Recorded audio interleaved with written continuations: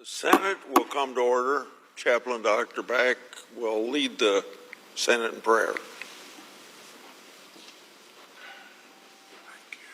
Thank you. Let us pray. God Most High, your faithfulness endures through all generations. Hear our prayer. You desire truth and justice, and you are true to your promises. You promised your children in Isaiah 54:17 that no weapon formed against them will prosper. Lord, let your presence be felt today on Capitol Hill.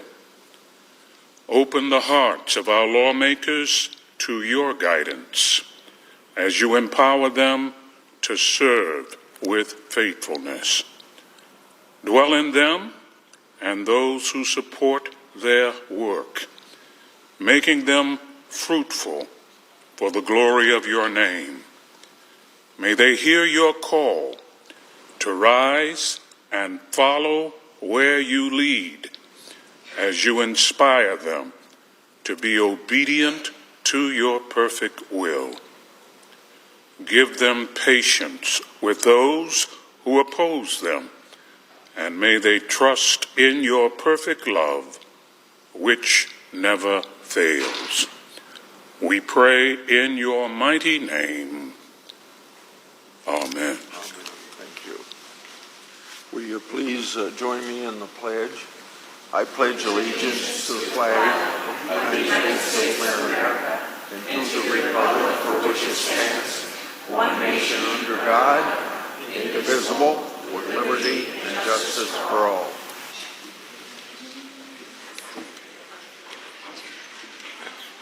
How you doing? Looking sharp, buddy.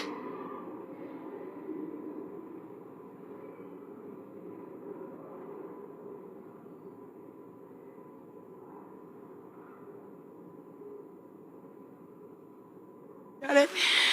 Under the previous order, the leadership time is reserved. Under the previous order, the Senate will be in a period of morning business, with senators permitted to speak therein for up to 10 minutes each.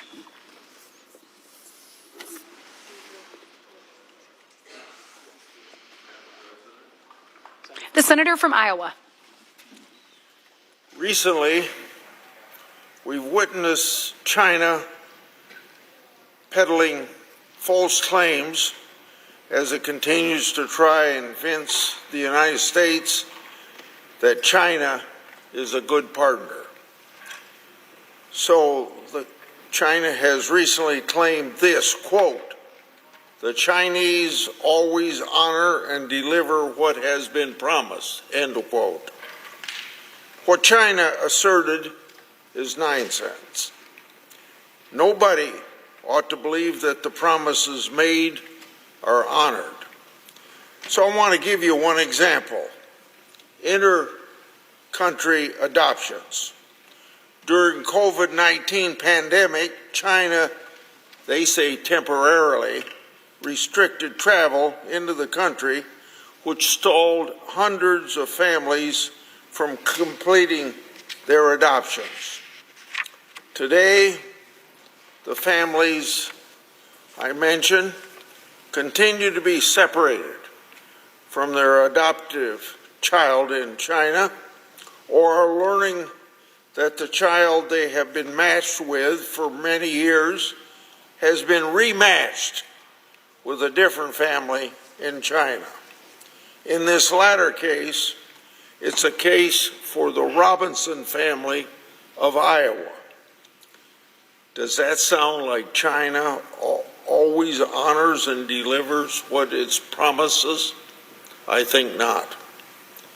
In September of last year, I wrote the Chinese ambassador to the United States outlining my concerns about China's termination of its inter-country adoption program and urged China to not go back on its promises, but instead allow for matched adoptions to finally be completed. That has not happened. Now, it is a positive development that Chinese families have a stronger will and capacity to adopt orphans within their own country. Children having a safe and loving home is always a good thing. But my point of contention is that China left American families in the dark and didn't engage in good faith. American families were not given the same opportunity as families from other countries to be united with their children.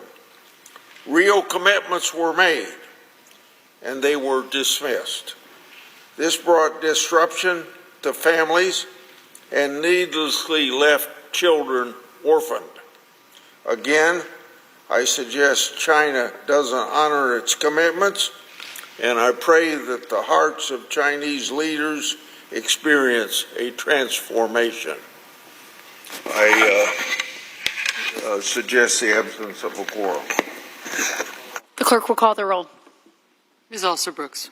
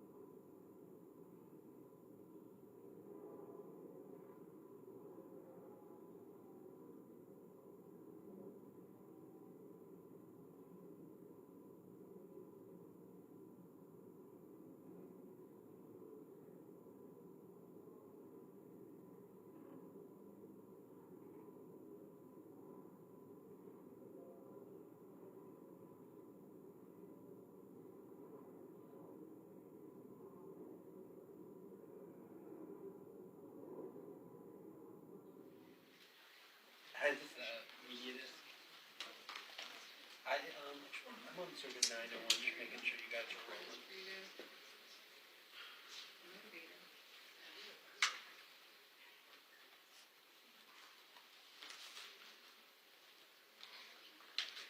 Yes. Okay, great, thank you.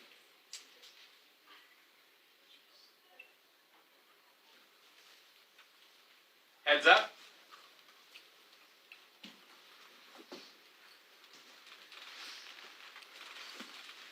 Good afternoon, everyone. Trump administration continues to unleash chaos, cruelty, and corruption on the American people.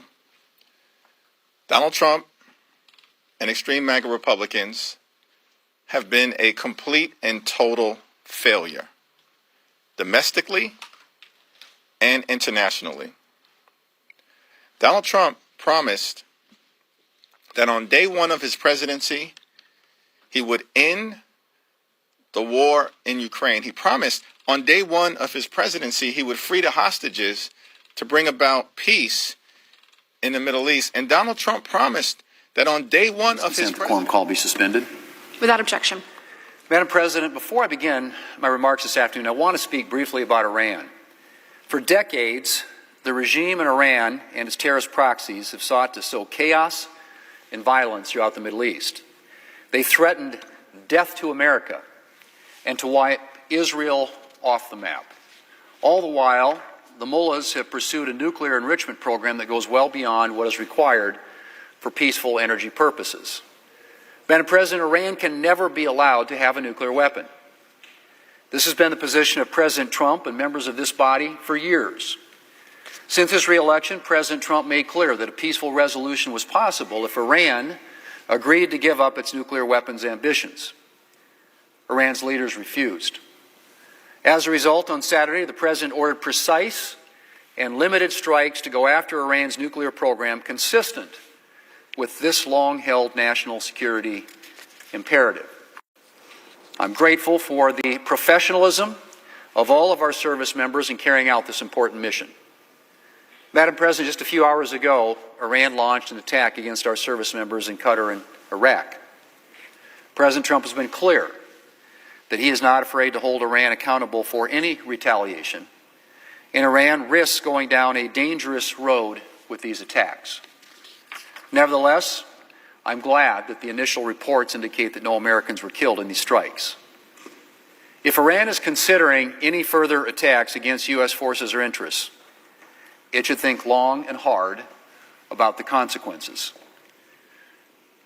Madam President, I look forward to hearing from the administration during tomorrow's all senators briefing. Madam President, we are getting closer to passing a bill that will help make America stronger and more prosperous. A bill that will ensure that working families can keep more of their hard-earned money. That will help small businesses grow and create jobs. Strengthen America's farms and ranches. Rebuild our military.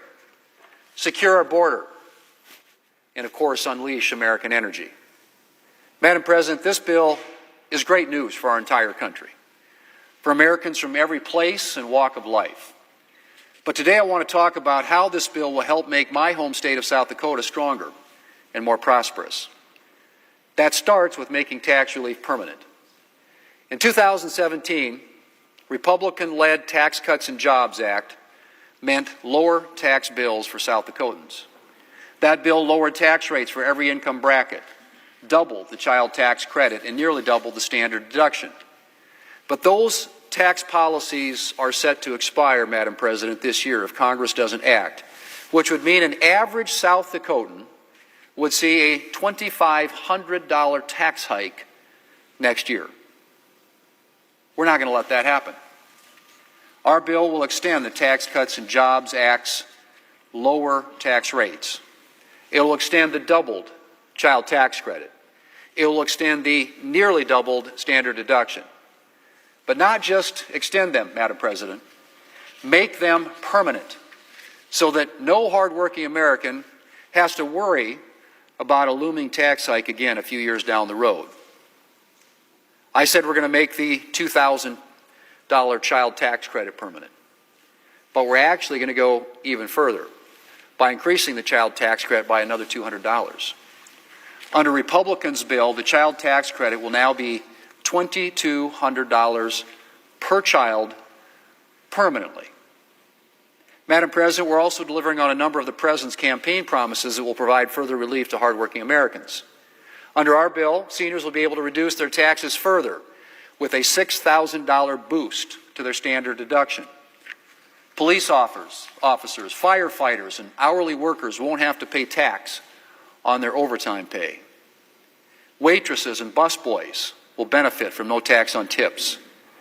And the next generation will be able to access new investment accounts as adults that they can use for their education, to buy their first home, to start a business, in short, to get a running start on their American dream.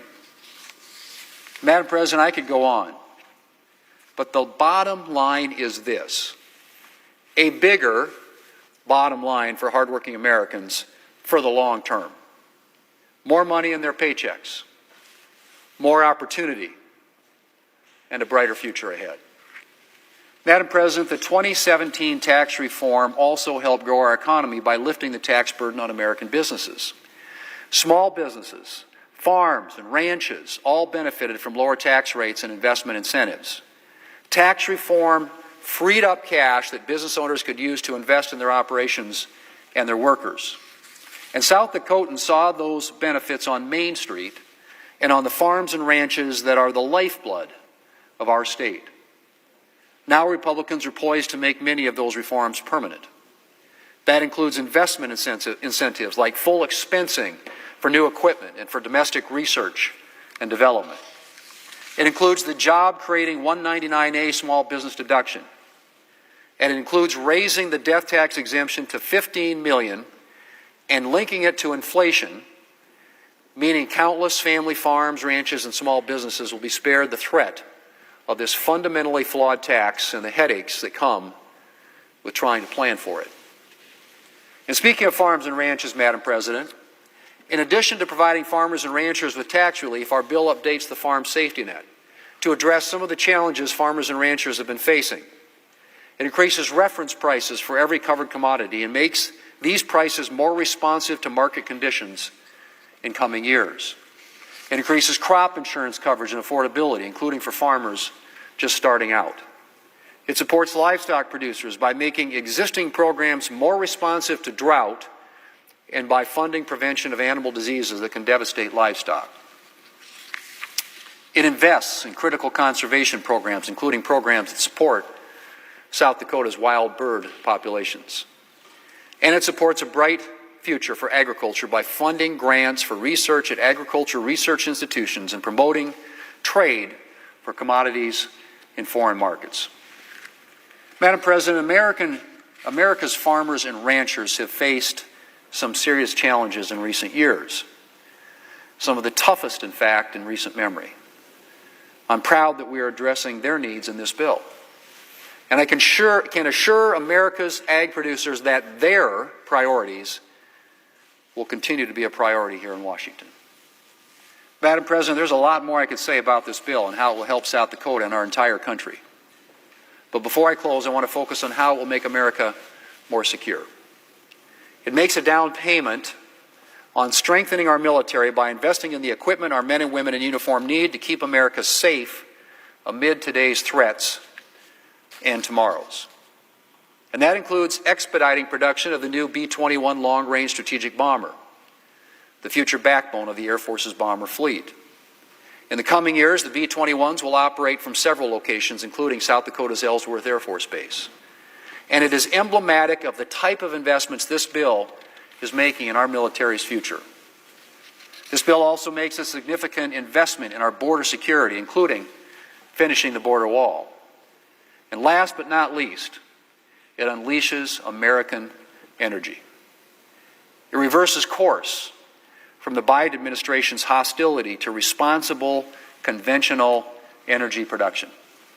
And it will help guarantee a secure, stable, and affordable energy supply for American families and businesses and for our national security. Madam President, a safer, stronger, and more prosperous America is within reach. We've made a lot of progress on this bill, and it's almost time to vote.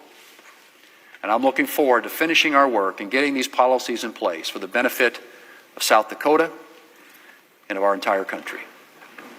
Madam President, I yield the floor, and I suggest the absence of a quorum. The clerk will call the roll. Ms. Alsterbrooks.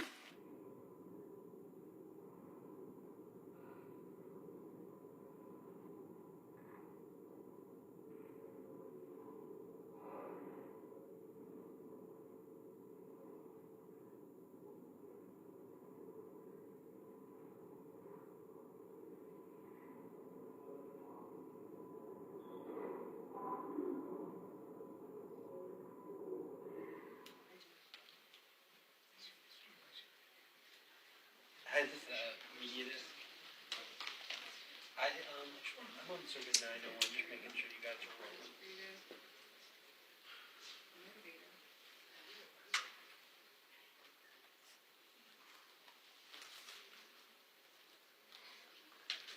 Yes. Okay, great, thank you.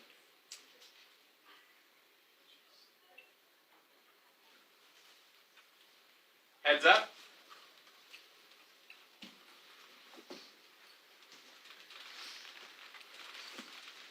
Good afternoon, everyone. Trump administration continues to unleash chaos, cruelty, and corruption on the American people. Donald Trump and extreme MAGA Republicans have been a complete and total failure, domestically and internationally. Donald Trump promised that on day one of his presidency, he would end the war in Ukraine. He promised on day one of his presidency, he would free the hostages to bring about peace in the Middle East. And Donald Trump promised that on day one of his presidency, costs would go down in the United States of America. None of it has happened. Instead, costs in the United States of America aren't going down, they're going up. Donald Trump and extreme MAGA Republicans are crashing the economy in real time and driving us toward a possible recession. Donald Trump and House Republicans have not done a single thing to lower the high cost of living in the United States of America. Not a single thing. Instead, Republicans are trying to jam this one big, ugly bill down the throats of the American people. The GOP tax scam represents the largest cut to Medicaid in American history. It's an all-out assault on the health care of the American people. Children, families, people with disabilities, seniors, veterans will all be hurt by the GOP tax scam. Premiums, copays, and deductibles will go up for tens of millions of Americans. Hospitals will close. Nursing homes will shut down. Community-based health clinics will be unable to operate. And because more than 16 or so million people in America will lose their health care, people in this country will die. That's what Republican governance has brought to the United States of America. The GOP tax scam will also cut nutritional assistance from the American people. Children and seniors and older Americans will literally have food ripped away from them. And this all-out assault on health care, this all-out assault on nutritional assistance is being done by Republicans so they can provide their billionaire donors with massive tax breaks that they don't need and don't deserve. The one big, ugly Republican bill will hurt everyday Americans in order to reward billionaires. At the same time, Donald Trump and his actions, which do not appear to be consistent with the United States Constitution, takes unilateral offensive military action without seeking the approval of the United States Congress.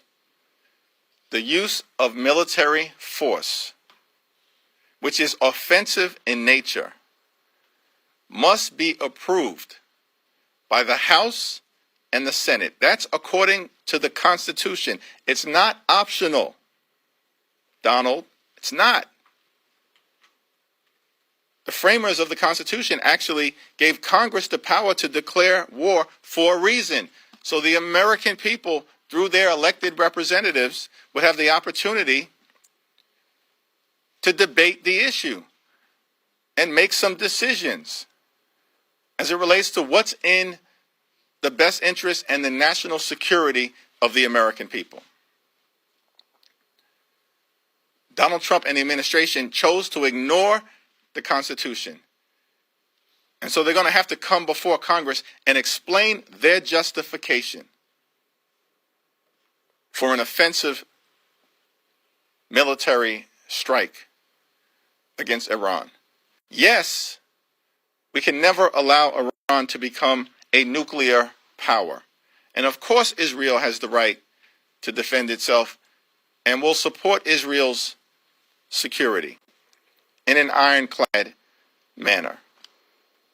But the Trump administration intentionally decided to ignore the aggressive diplomacy that was available to it to try to address the Iranian nuclear threat and ignore the requirements of the Constitution, and now they've got to explain why. And we expect that justification, not just at the classified briefing behind closed doors tomorrow. The Democratic leader. I ask unanimous consent the quorum be dispensed with. Without objection. Madam President, earlier today, we received reports that Iran has targeted U.S. military bases and U.S. service members in the Middle East. putting the lives of thousands of Americans at immediate risk. I join Americans. I pray for their safety. This afternoon, I asked the Trump administration to immediately provide a classified briefing laying out the full threat picture, the intelligence behind Iran's retaliation, and the detailed scope and timeline of any U.S. response. More importantly, I've demanded they lay out exactly what measures they're taking right now to keep our service members safe. As I said Saturday night, Congress and the American people are owed answers. No president should be allowed to unilaterally march this nation into war with erratic threats, no strategy, no explanation. That's why I've called on Leader Thune to hold a vote immediately to enforce the War Powers Resolution. The law requires the Trump administration to consult with Congress. The Constitution demands it. And the American people, especially the families of those in harm's way, deserve nothing less. Confronting the Iranian regime's nuclear ambitions and stopping their campaign of terror demands strength, resolve, and strategic clarity. On reconciliation, we've arrived at a pivotal week in the United States Senate, a week where Senate Republicans have to make a choice. Either stand up for your constituents, stand up to defend Medicaid, stand up to protect millions of good-paying jobs, or stand with Donald Trump and his billionaire friends.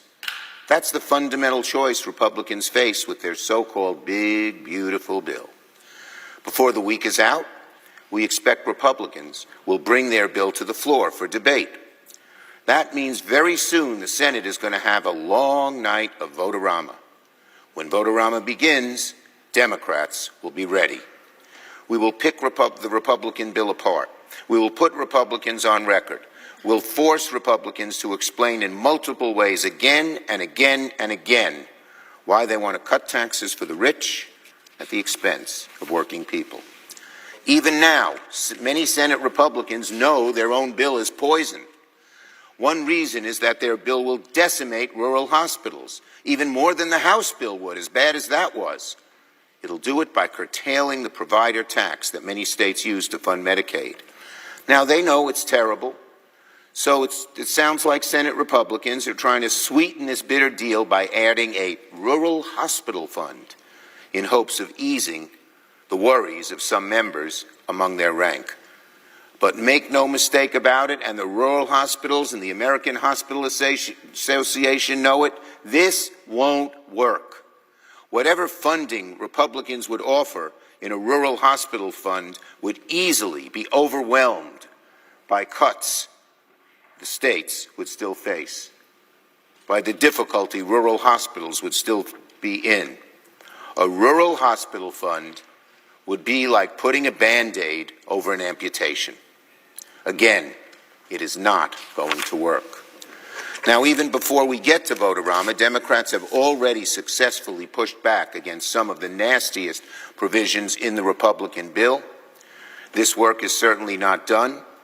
It'll continue to be an ongoing process, but Democrats will continue to use every tool available in the Senate to fight back against the Republican bill. Today, I want to mention one important example. Yesterday, I announced that Senate Democrats successfully challenged a provision Republicans tried to sneak into their bill that would have stripped federal judges of their ability to enforce their own rulings.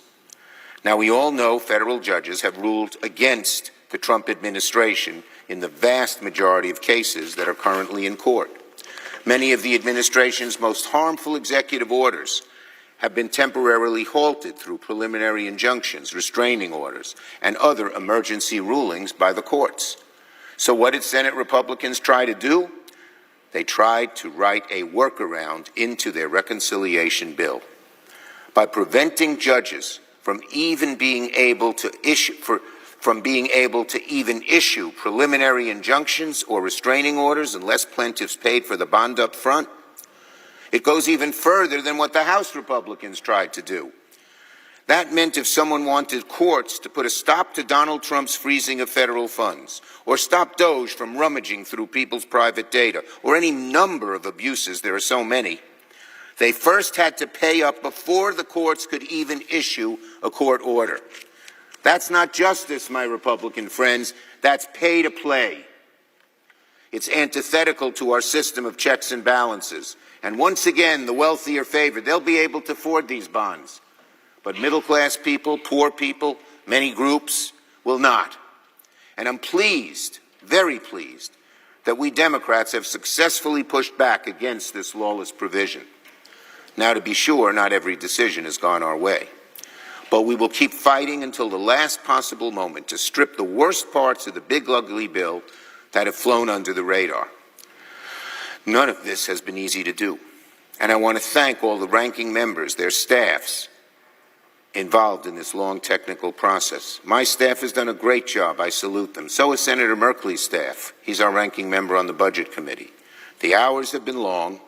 The issues they've worked through have been immensely complicated. So I thank them for their continued good work. And let me close, Madam President, by looking forward for a moment. The debate that will take place here on the floor in the coming days will be one of the very most consequential the Senate has seen in years. At stake is the health care of tens of millions of Americans. At stake, over 2 million jobs in red states and blue states alike, which could throw our country into a recession. There are so many job cuts, all for tax cuts for the wealthy. But today I want to leave my Republican colleagues with this. It will also, if they proceed with their big, ugly bill, they will push our nation's debt to a point of no return. If Senate Republicans try to make Donald Trump's tax cuts permanent, as they're trying to do, they will add tens of trillions to the national debt in the coming decade. Not a few trillion, tens of trillions in the coming decades. Senate Republicans know this, so what do? They try to use a budgetary gimmick called current policy baseline to pretend as if these Trump cuts taxes won't cost anything. This has never been done before in this way, but they're sort of desperate. Look, Republicans can use whatever budgetary gimmicks they want to try to make the math work on paper, but you can't paper over the real-life economic consequences of adding tens of trillions to the debt. They're adding the money to the debt, that's for sure. They just try to do as a paper trick so that it doesn't look like it, but it does. And interest rates will go sky high no matter what parliamentary gimmick they try to use. Higher borrowing costs for all Americans, for cars, for homes, for credit cards. Americans are going to feel these higher costs because interest rates will go up because they're making the debt so deep. And Americans are going to feel this everywhere they look. American household wealth will permanently be hobbled. Our economy will fail to reach its full potential. That is what will happen if Republicans proceed. Again, there aren't enough budgetary gimmicks in the world to change that fact. And for what? For what? Why are Republicans doing all of this? So billionaires can pay less in taxes, while tens of millions lose their health care benefits and pay more for everyday expenses. I urge the Republicans not to move forward. It's abundantly clear the bill is deeply flawed. And if they do, Senate Democrats will continue to expose the Republicans' bill for the debt-busting mess that it truly is. I yield the floor. No, I yield the floor. President? Senator from South Carolina. Thank you. I'd like to be recognized to make some comments about the conflict we're watching unfold on our television between Iran, Israel, and now the United States. Someone asked me, what is this talk all about? I think a good title would be, what is this all about? To the American people, what is this all about? Let me tell you what it's all about. It's all about religion. A fanatical strain of Shiism is now in charge of Iran, and they have three goals. to purify Islam, and about 80% of Islam is Sunni. Saudi Arabia is the center of that part of the religion. To purify Islam in the image of the Ayatollah, to destroy the Jewish state, to drive us out of the Mideast because we're infidels. This is not a democracy, it's a theocracy. And if you got any time on your hands, go on the internet and check out the theological basis of this regime. You would understand why Israel has to get this right as well as we do. But it was not always that way. Iran is not inherently a radical group of people, a radical place. As a matter of fact, it is a very cultured place. It used to be one of the real pearls of the Mideast. So before 1979, Iran shared intelligence, had economic ties and military cooperation with Israel and the United States. This is from 1950, where Ben Gurion, the founder, the first president of Israel, is talking to an Iranian diplomat in Jerusalem. And Iran had a very vibrant Jewish population. So it's not always been this way. So what happened?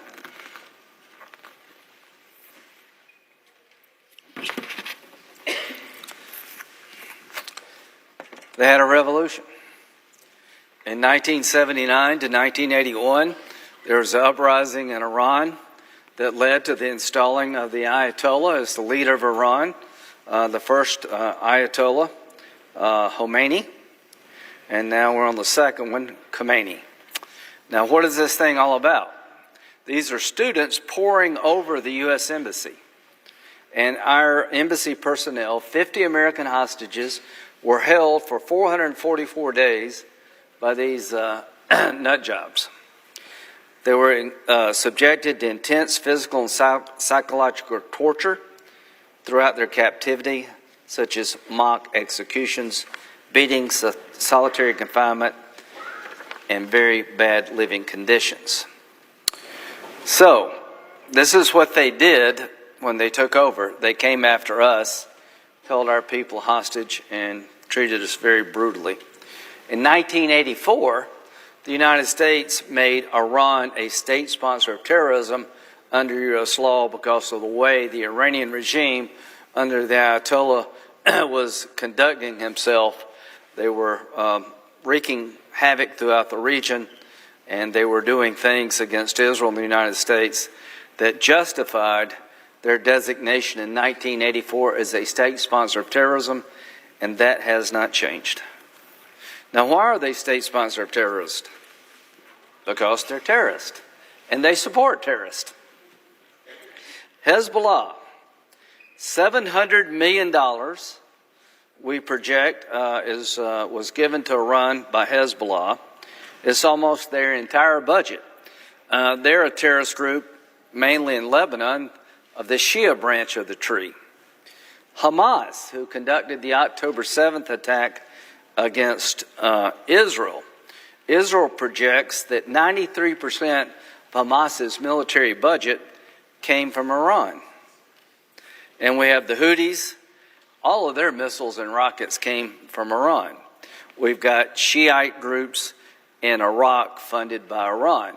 Now, why are they a state sponsor of terrorism? Because they sponsor terrorism all over the world, and they did it with petrodollars from the Iran nuclear deal and other sources of revenue, which was a really bad idea, and that's why Trump pulled out. Here's the reporting over the period here. Hamas-Iran alliance. Captured documents expose decades-long terror funding. So when Israel began to liberate Gaza from Hamas and drive out Hamas terrorists, they found a treasure trove of documents showing the history between Hamas, Hezbollah, and Iran, suitcase stuffed with cash. U.S. flow of funds to Yemen to help the Houthis. What else have they done other than funding terrorist groups? They've threatened to kill American officials. President Trump, Brian Hook, General McKenzie, Robert O'Brien, Mike Pompeo, former Secretary of Defense Mark Esper, all these people involved in the Soleimani attack. Now, why did we go after Soleimani?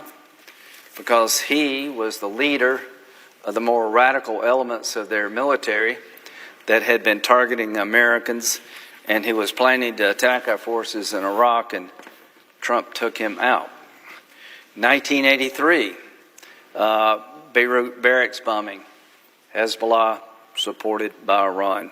Khobar Towers bombing in Saudi Arabia, terrorist groups supported by Iran. That's why they're terrorists.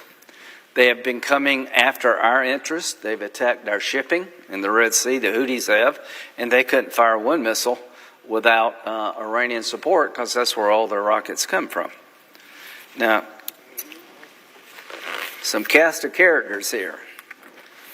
The recent new president was sworn in Iran.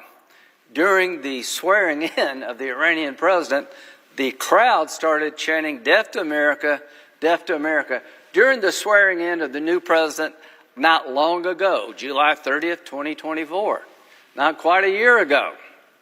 So people wonder what they're up to. Let me tell you what they're up to. They're up to enacting a religious agenda that has no place for anybody but them. If you're a Christian, they want to destroy your faith. If you're Jewish, they want to wipe you off the planet. And if you're a Muslim and you don't agree with them, which most don't, they want to take over the entire faith and make you bend a knee to their view. These people are religious fanatics. What is this all about? Religion. Do you want any of these people to have a nuclear weapon? I don't. They're religious Nazis. Now, are there any telltale signs that may tell us what they're up to? Do you really have to be Sherlock Holmes to figure this out? This is a missile in Iran. In Hebrew, it says death to Israel. This is the friggin' missile they took a photo of. In Hebrew, said death to Israel. Wonder what they want to do with that missile. If you're confused about this regime, you should not be allowed to drive, because you're a danger to yourself and others. If you think this is not our conflict, you've missed a lot. You've been like sleep at the switch since 1979. You don't know anything about these people. You're talking gibberish. If you don't think this is our concern, look what they've done. They've attacked Americans. They have American blood on their hands. They're trying to build a nuclear bomb. And one of the targets is us. How do I know that? Because that's what they say. Last July, they were chanting death to America while they were swearing in the president. We don't do that here. Why? Because we're not crazy. These people are crazy. The Iranian people are not, but the people ruling the place are fanatical religious Nazis. And if you don't think it's our concern, you really have missed a lot. You need to study before you talk. And if that's not enough, the missile that says death to Israel, let's see, when was this? 2015. Amid nuke talks, Ayatollah says death to America. This is during the negotiations that Obama had. So in 2022, they had 95 pounds of highly enriched uranium at 60%. Is there a commercial purpose for uranium enriched at 60%? No. In 2025, 3 years later, they have 900 pounds of this stuff. So clearly, they're not stopping their enrichment program. They're accelerating it, and they're enriching it at a level that has no commercial purpose. They actually have one reactor in Iran. The fuel for that reactor comes from Russia. They haven't taken 1 gram of their enrichment program to run the peaceful reactor they claim they want. And to run a reactor, you need to enrich between 3.5% and 5%, not 60%. Now, weapons grade enrichment is 90%. 60 to 90 is like walking across the street. So if you can't figure out what they've been up to, again, you should not be allowed to drive. They're trying to build nuclear weapons. They're making material consistent with a bomb, not a peaceful nuclear power plant. They chant death to America. They chant death to Israel. They kill their own people. They're the largest sponsor of terrorism on the planet. They've been that way since 1979. Wonder what they want to do.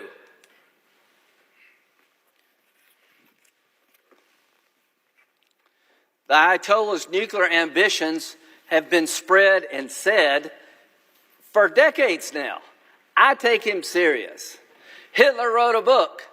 Nobody believed he wanted to kill all the Jews. They should have. Hitler wrote a book about a master race. People should have taken him seriously. They wrote it off as just talk. They excused Hitler's provocative behavior, saying he's just saying these things. Well, we know that didn't work out too well. Last month was the 80th anniversary of the end of World War II, the Nazi regime. One of the centerpieces of the Nazi regime was to kill the Jewish people. They put the Jewish people in concentration camps, gas chambers, and they tried to extinguish an entire race of people, our Jewish brothers and sisters, killing 6 million. Just a few years ago, the Jewish people got back to the numbers before the war. 80 years later, we're having a discussion about what should we do as civilized people regarding Iran. I tell you what we should do. We should do something different than we did with Hitler. Because if we do the same old thing, there goes Israel and eventually us. So their nuclear ambitions are not to build peaceful nuclear power plants and fuel them. They're making, their enrichment program is designed to make bombs. They intend to use these bombs because they're religious fanatics. Does anybody doubt if Adolf Hitler had a bomb, he would have used it? If you doubt the Ayatollah would not use a bomb against the state of Israel, you don't understand his religion. What drove Hitler? A sick, twisted, distorted view of the master race. These people want a master religion, not a master race. They want to dominate the world religiously. That's what they're all about. They export terrorism in the name of religion. They support groups that want to take down secular regimes. They want a master religion like the Nazis wanted a master race. And let me tell you what our friends in Israel are saying. Hell no. Once is enough. So what should Israel do?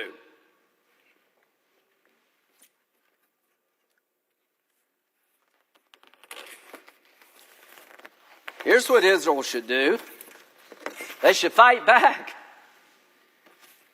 to the American people.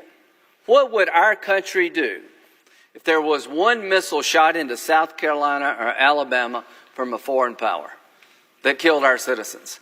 Everybody in South Carolina and Alabama would be wanting to end the terror and go after the people who did it. And it would be the entire nation. Why should we expect Israel to tolerate what we wouldn't tolerate? There's been over 1,000 missiles shot into Israel. Since their founding, people have been trying to kill them all. Hamas, Hezbollah, the Houthis have one thing in common. They're all funded by Iran. All the weapons come from the Iranians. What is this all about? Killing the Jews. And eventually us, and dominating the world religiously. If you think that's weird, then you need to get on the internet and listen to what they're doing. You need to watch their behavior, and they mean what they say, and don't be like the people in the 30s that got it wrong. Israel's not going to let it get it wrong the second time. Donald Trump. God bless President Donald J. Trump. I am so glad he won. What has he tried to do? Make peace, not war. He gave the Ayatollah 60 days to find a peaceful settlement regarding their enrichment program. They could have nuclear power, but they can't enrich. There are 20 nations that have nuclear power that get the fuel for their reactors outside their country. We would have done that for Iran. They were tapping him along. 61 days go by, and the rest is history. They're not interested in peace. They're interested in fulfilling a religious agenda that has no place for us or the state of Israel. Hitler didn't want peace. There was not a part of the country you could give him to stop him from enacting his sick and twisted agenda. He didn't want German-speaking populations. He wanted the entire world to speak German. He wanted the entire world to fall under his Nazi regime. He was nuts. And it took a bunch of people from all over the world, particularly America, to destroy the Third Reich, and about 60 million people died because we got it wrong in the 30s. 6 million Jews. We're not going to let that happen again as long as I'm around, the presiding officer, President Trump, and the people of Israel. We're not going to let that happen. We're going to stick with Israel because sticking with them is helping us. They're fighting the people that want to kill us as much as they want to kill all the Jews. Their fight, in my view, is our fight. Operation Midnight Hammer. After day 60, all the negotiations went nowhere because the Iranians didn't want them to go anywhere. President Trump acted. And it was brilliant, it was bold, and it will live in history. To all those who took part in this, God bless you. We have the finest military on earth. We proved that yet again. But you can have the best military if you don't have the right commander-in-chief. Nothing happens. We got the right commander-in-chief married up with the strongest military in history, which will make us safer. We're not looking to take over Iran. We're not looking to invade Iran. We're looking to make sure that the fanatics who run Iran can't hurt us and can't destroy our friends in Israel. And President Trump did something about it. He sent B-2s to Guam, and everybody thought, well, what's that all about? Well, they missed the other B-2s that went to Iran and put a hurting on these 3 enrichment sites. To the pilots, to the air crews, to everybody involved, well done. I spent 30-something years in the Air Force, and I've never been more proud. Fly, fight, win.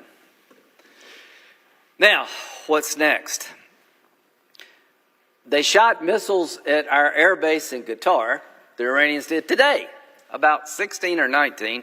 One may have gotten through. I think they called us. But just remember what I said. They shot missiles at us today. They shot missiles at Israel last night. The strikes a couple of days ago were designed to shut down the enrichment facilities used to make this weapons-grade uranium. I think we're substantially successful. I've never been more proud of President Trump and our military, and I think we set back their nuclear program substantially. But here's what we didn't do. We didn't change their desire for a nuclear weapon. We changed the capability to make one. Here's my goal, is to have people in charge of Iran who don't want a nuclear weapon to destroy Israel, who will not be the largest state sponsor of terrorism, but live in peace with their neighbors and have a good relationship with the United States. That's what I want. And if you don't want that, there's something wrong with you. How do you get that? 2 ways. The religious fanatics reject their agenda. They change their behavior. Maybe that'll happen. I don't know. Or you change the people. And you replace the religious fanatics with people in Iran who do not want to destroy the world, who do not want to create a master religion, who want to live in peace. And I think that's the vast majority of the Iranians. If we get this right, stick with Israel, stand up to this bully, this religious fanatical regime, let Israel do what they need to do, then I think peace is coming. The presiding officer and myself went to Saudi Arabia and Israel to talk about Saudi Arabia recognizing the Jewish state under certain conditions. Before the attack of October 7th, we were very close to expanding the Abraham Accords to include a deal between Saudi Arabia and Israel that basically would end the Arab-Israeli conflict. An amazing moment in history. October the 7th comes along, a vicious, brutal attack on Israel by Hamas, which is fully funded by Iran, raping women, killing children in front of the parents, and doing things that we really don't need to be talking about on the floor.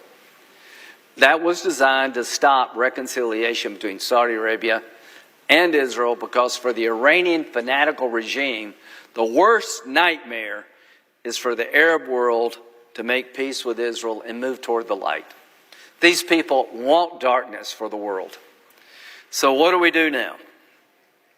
Israel has had it. I talked to the Prime Minister yesterday before I went on television, and I asked him, what would you like me to tell America, Bibi? He said 3 things. We're profoundly grateful to the American people for what you do to help the Jewish state. We couldn't be here without you. We're profoundly grateful to President Trump for his strong leadership. He also wanted me to urge the people of Iran to seize the moment to end the nightmare you've been living. And the third thing he wanted me to tell the American people is Israel is not going to live this way anymore. They're not going to raise their children in bomb shelters. They're not going to have their life interrupted daily by ballistic missiles coming from religious Nazis who want to kill all the Jews like Hitler. They're not going to put up with that. Regime change is coming to Iran one or two ways. The regime renounces what they've been doing since 1979 and change course, or it's replaced. To expect Israel to do anything else is offensive to me. You're asking Israel to accept normal being attacked every day and every night by over 500 ballistic missiles? Over 24 Israeli citizens have been killed. The missiles going into Israel are designed to kill children. The attack by the Israelis are designed to shut down the regime's nuclear capability. But the targets are changing. They're now going after the police force that keeps the Ayatollah in power, the intelligence services that scare people into submission, the prisons that house dissidents. Israel has made a faithful decision to go to the heart of this regime, to take these religious Nazis down one way or the other, reject Nazism in the form of religion, or get new people. And I am with them. I'm with them to the bitter end. I'm with them because being with them is in your own interest if you're an American. Being with them is in your own interest if you believe in religious tolerance. Being with Israel means you reject a regime that would take a 16-year-old girl off the bus and beat her to death because she didn't have a head cover. This is evil we're fighting. These are as evil as the Nazis. 80 years later, we're having a debate about what the Jewish people should do to a group that wants to kill them all? Really? We're debating among ourselves what is too much against a regime trying to build dozens of nuclear weapons to blow people off the planet they don't like or agree with? What kind of world are we living in? To all those who want to hold Israel back, what would you do if it were our country? Would you hold us back? If you tried to, we'd run you over. We're not going to live this way as Americans. So what is this all about? I'm going to end where I began. It's about a fanatical regime that took over the country by force, that started out imprisoning Americans, been trying to build nuclear bombs, multiple nuclear bombs, has been the largest state sponsor of terrorism since 1984, has American blood on its hands, has attacked Israel over and over and over again, has suppressed its own people. It's about a religious agenda. Why do they do what they do? Religious, fanatical beliefs, a master religion for the world. And if you don't believe that, you have missed a lot. That's what they want, and the only way they're not going to get there is for somebody to stop them. What did Hitler want? To take over the entire world and create a master race. Anybody that didn't fit his definition of the right kind of person was imprisoned or killed. The Ayatollah and his henchmen have that same view, but it's religiously driven. So what happens in the next few days is going to determine the course of history for the state of Israel and the region for decades to come. To our friends in Israel, finish the job. Do what you have to do to bring about the regime change that will allow your children to sleep through the night. To the American people, wake up. Understand what we're fighting. The Ayatollah is not normal. These are not normal people. Stand with Israel. Standing with Israel, you're standing by you're helping your own self. You're helping your own families. I'll make a prediction. Israel's going to win, and this regime's going to fall. This regime's going to fall of its own weight. The people in Iran are going to have a chance, as the regime gets weakened, to rise up and take back their own lives. I don't know when that day's coming, but it's coming soon. I believe that. I believe the day of reckoning is here for the religious Nazis running Iran. That their terrorism is coming to an end. And it's going to be replaced by a region that moves together, where Sunnis and Shias and Israelis and all different groups, Christians, work together to build economies where all boats rise. We live in a time of choosing. I choose to stand up to evil. Thank you, Madam President. I yield the floor.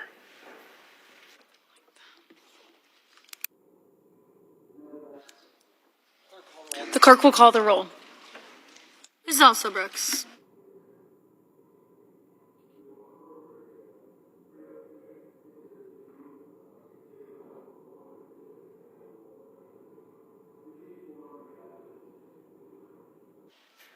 Madam President, The senator from South Carolina. I ask unanimous consent to waive the mandatory quorum call with respect to the Zimmerman nomination.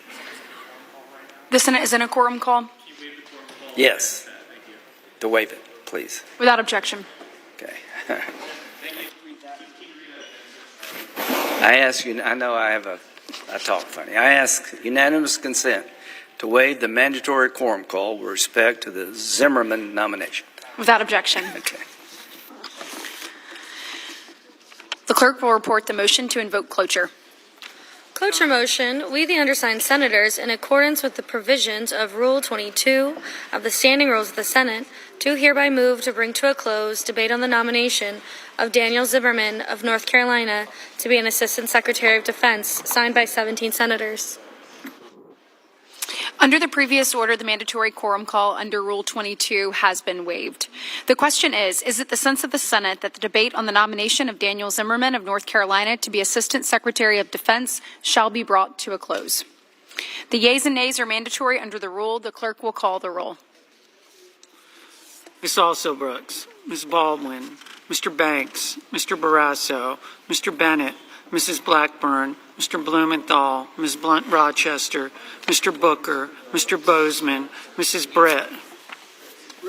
Aye. I know, it's exciting when I get to do that.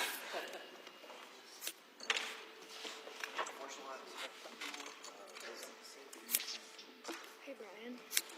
Lindsay. Hey, Tony. Can I have that script? Okay.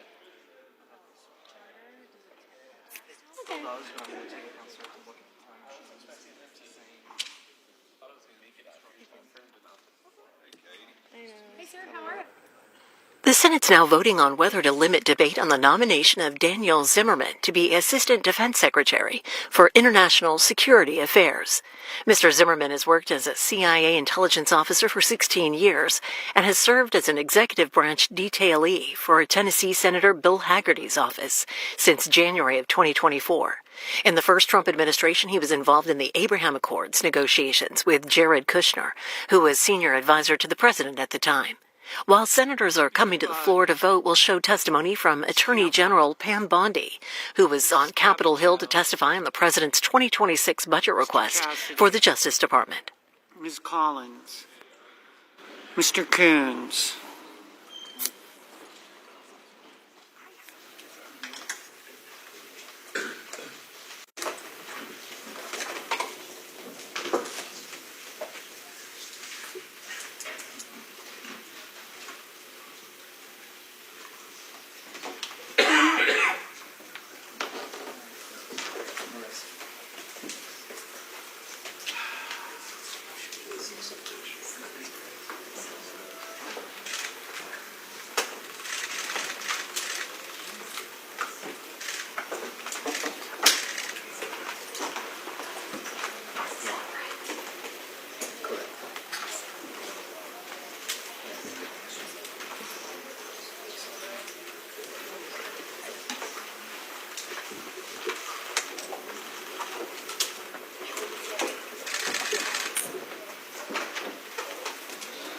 Madam President, committee will be in order. Without objection, the chair is authorized to declare a recess at any time. We'll begin by myself being recognized for an opening statement. I'd like to welcome our witness, the Honorable Pam Bondi, Attorney General of the United States, to testify on the Department of Justice's fiscal year 2026 budget. To begin, I want to thank the Attorney General for speaking at the RX and Illicit Drug Summit this past April down in Nashville, Tennessee. That's, I think, the third or fourth of those summits that you have been there to speak, and we appreciate that especially. That summit gathers the best and brightest to discuss ways our nation can tackle the opioid and addiction crisis impacting every corner of our country. At this year's summit, we received some encouraging news from the CDC that overdose deaths have decreased by nearly 30%. Unfortunately, we still lost over 80,000 loved ones in 2024, and recent provisional data from the CDC suggests that the progress that has been made might be coming to an end. And indeed, 70% of those deaths were from fentanyl. Significant more work needs to be done to curb opioid addiction, including focusing on the precursor chemicals being produced in China and the manufacturing labs in Mexico, as well as tracking down the cartels and criminals that shop these drugs to our nation's children. The Department of Justice must keep this at the top of their priority list. Unfortunately, Madam General, your job at the top will not be easy, and the list of issues that the American people are counting on you to address is long and dangerous. From fentanyl and immigration to violent crime and supporting local law enforcement, the Department of Justice needs to uphold the rule, law and equal justice, while tackling the most dangerous situations confronting Americans. To make matters even more difficult, this all must be accomplished within a budget that needs to be right-sized for efficiency and effectiveness. The Department of Justice's fiscal year 2026 budget request totals just under $34 billion. This represents a reduction of close to $3 billion from fiscal 25, and specifically the request includes about $11 billion to target violent crime, $10 billion to tackle drug crimes, over $3 billion to defend the nation and our citizens against transnational organized crime, and over $3.5 billion to address immigration. These are the exact issues that hit home for many families, and these are the issues that are being discussed between neighbors in all of our states, including mine in Kentucky, and across the nation. After 4 years of politicization at the Biden's Department of Justice, these are the issues that the American people expect you to address. They want a Department of Justice that protects American citizens from violent crime, not one that is weaponized against them for speaking their minds. Thus far, we have seen much progress on many of these fronts, including an administration that's taking the nation's borders seriously. Attorney General Bondi, I stand ready to support you in your efforts to ensure that the American public lives in a society that is free from crime and abuse. I look forward to hearing from you today regarding the fiscal 26 budget, and then we will go from there.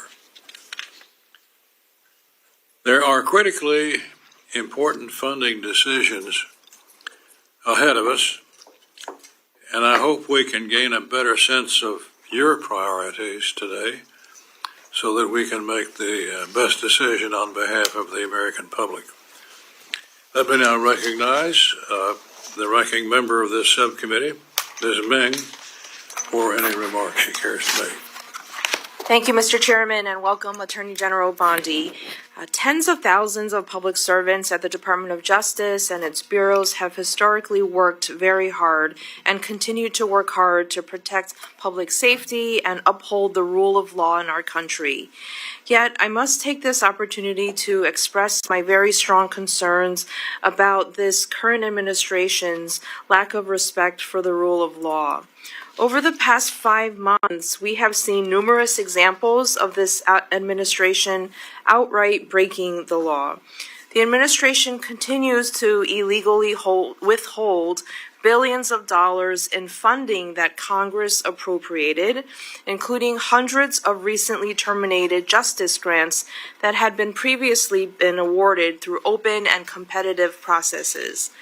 The administration is violating the federal law that mandates that the Office of Management and Budget publish apportionments and show the public how and when federal agencies are spending appropriated funds.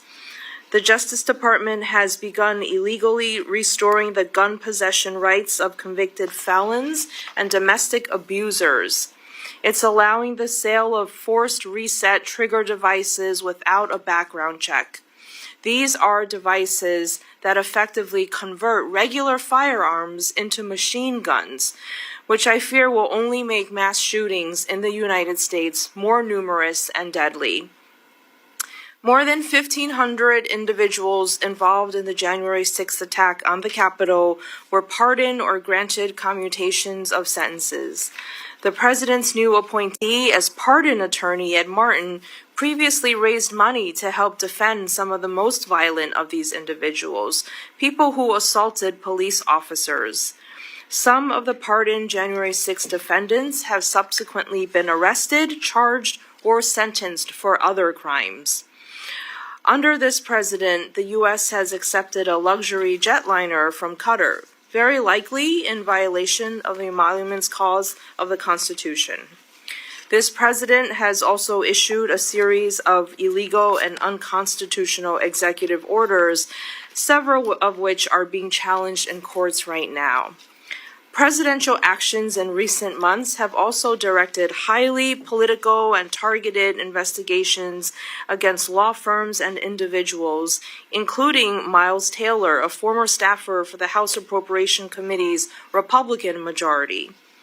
Meanwhile, the administration has weakened law enforcement against political corruption by gutting the department's public integrity section, which fairly investigates and prosecutes corruption by government officials. It has dismantled Task Force Klepto-Capture, which was started after Russia's 2022 invasion of Ukraine, to enforce sanctions and target oligarchs close to the Kremlin. It has also ended the FBI's Foreign Influence Task Force, which was created to defend against foreign influence operations targeting U.S. institutions. Furthermore, dozens of experienced career federal prosecutors, litigators, and FBI leaders have been fired or forced out since the start of this administration, including James Dennehy, the highly respected leader of the FBI's New York field office. I'm really concerned about what is happening in the Department of Justice, especially based on the department's fiscal year 2026 budget request. The proposed budget weakens the country's efforts to fight crime and keep Americans safe. The proposal reduces funding for the FBI, despite the heroism of agents like those in Minnesota who aided in the recent capture of the deranged man accused of killing a state representative and nearly killing another. It slashes funding to fight the trafficking of fentanyl and other dangerous illegal drugs by reducing the budget of the DEA, cutting the high-intensity drug trafficking areas program by more than a third, and by completely eliminating the dedicated funding for the Organized Crime Drug Enforcement Task Force's program. The administration also proposes a cut of more than 25% to the ATF, which will further weaken the government's ability to fight illegal gun trafficking. This budget proposal also puts further pressure on state and local budgets at a time of great economic uncertainty. The proposal cuts by more than $800 million funding to grants to local and state law enforcement for fighting and reducing crime, including a cut of more than $37 million to burn justice assistance formula grants that help our local law enforcement in every single state. I'm also concerned about the huge cuts to grants aimed at preventing and prosecuting violence against women, such as STOP grants and sexual assault services grants. The administration also proposes eliminating 3 valuable programs aimed at fighting and preventing hate crimes at the same time that the FBI is reporting that hate crimes are at historic highs. The administration's budget would completely eliminate the Community Relations Service, which was created by the Civil Rights Act of 1964 to prevent and resolve conflicts in American communities. These actions and this budget proposal simply don't demonstrate a commitment to the rule of law and equal rights for all Americans. I look forward to discussing these important issues at today's hearing. Thank you for being here, and thank you, Mr. Chairman, and I yield back. We have in attendance the ranking member of the full committee, Ms. DeLauro, whom I now recognize. Thank you very much.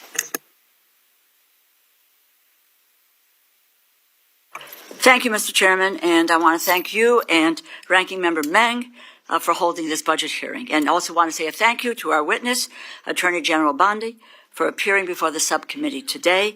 Welcome to the House of Representatives. A well-functioning, well-funded, well-led Department of Justice is critical to the safety and the security of the American people. And the Department of Justice's employees are dedicated public servants who work diligently and often in dangerous settings to keep criminals off the streets. But unfortunately, the Department of Justice under your leadership has become a tool of political retaliation and the front door for criminals seeking to curry favors and pardons.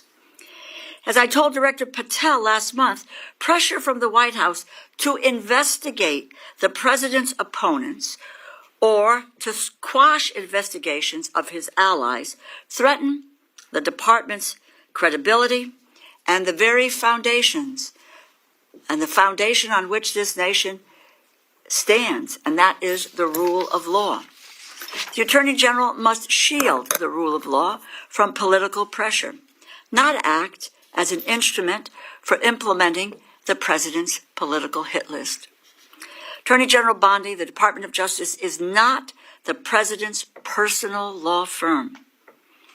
Loyalty or disloyalty toward the president or even the president's agenda is not a valid measure of the performance of your employees nor of the appropriateness of a particular criminal investigation. President Trump is more focused on revenge, retaliation, and retribution rather than lowering high price for everyday essentials, and the American people are bearing those costs. The American people expected President Trump to address the high cost of living, but the president is not laser-focused on the cost of living crisis. He is actually making it worse. Instead, he put billionaires like Elon Musk in charge of our government, and they are attacking civil servants who are not loyal to him, but to the Constitution and to the rule of law, and they are stealing programs, the funding for the programs that keep America's communities safe. This administration is deliberately undermining agencies that protect the American people. Over $4.5 billion in the Department of Justice grant, those funds, including COPS grants, the Office of Violence Against Women grants, that's been unlawfully frozen, stolen from the communities that are counting on this funding to improve their own law enforcement capabilities. This funding supports re-entry initiatives, violence prevention. It helps prevent hate crimes, provides services for crime victims, and supports underserved communities. Stealing this funding makes the American people less safe, more likely to become victims of crime. Freezing this money is an illegal impoundment. There is no lawful authority to unilaterally impound, or in my words, steals. You can continue to say there is inherent authority. You can say it over and over and over again, but it is not true. And we're going to correct it over and over and over again.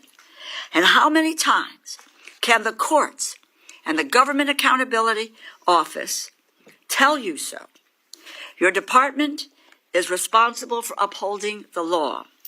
You must unfreeze grant money appropriated by the Congress or be in violation of the law.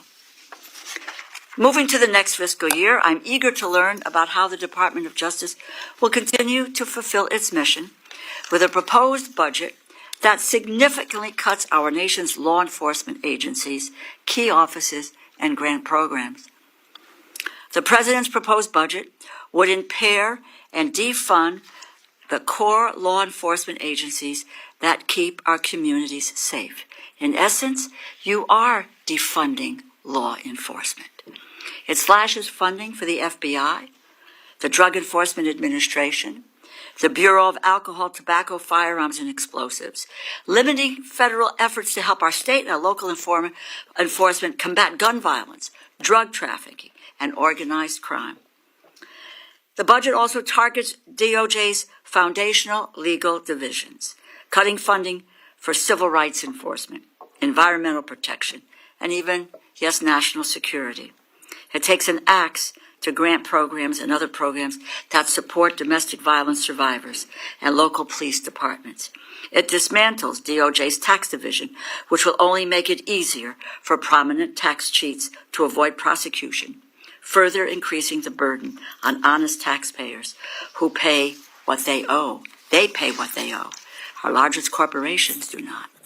And why on earth does your budget slash the Department of Justice's Office of the Inspector General by 30%?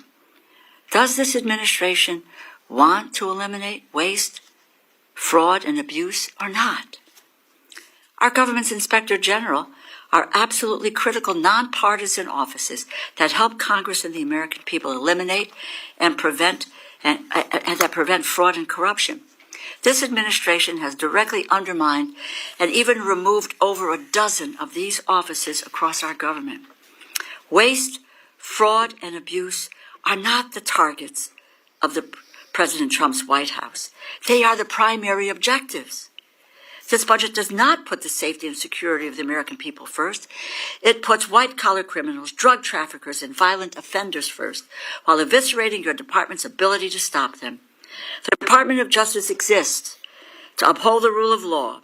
The American people deserve assurance that everyone will be treated equally under the law. Instead, this administration breaks the law with reckless abandon. President Trump, like every other American, must follow the law. Russ Vought must follow the law. Secretaries Noem and Kennedy and McMahon must follow the law.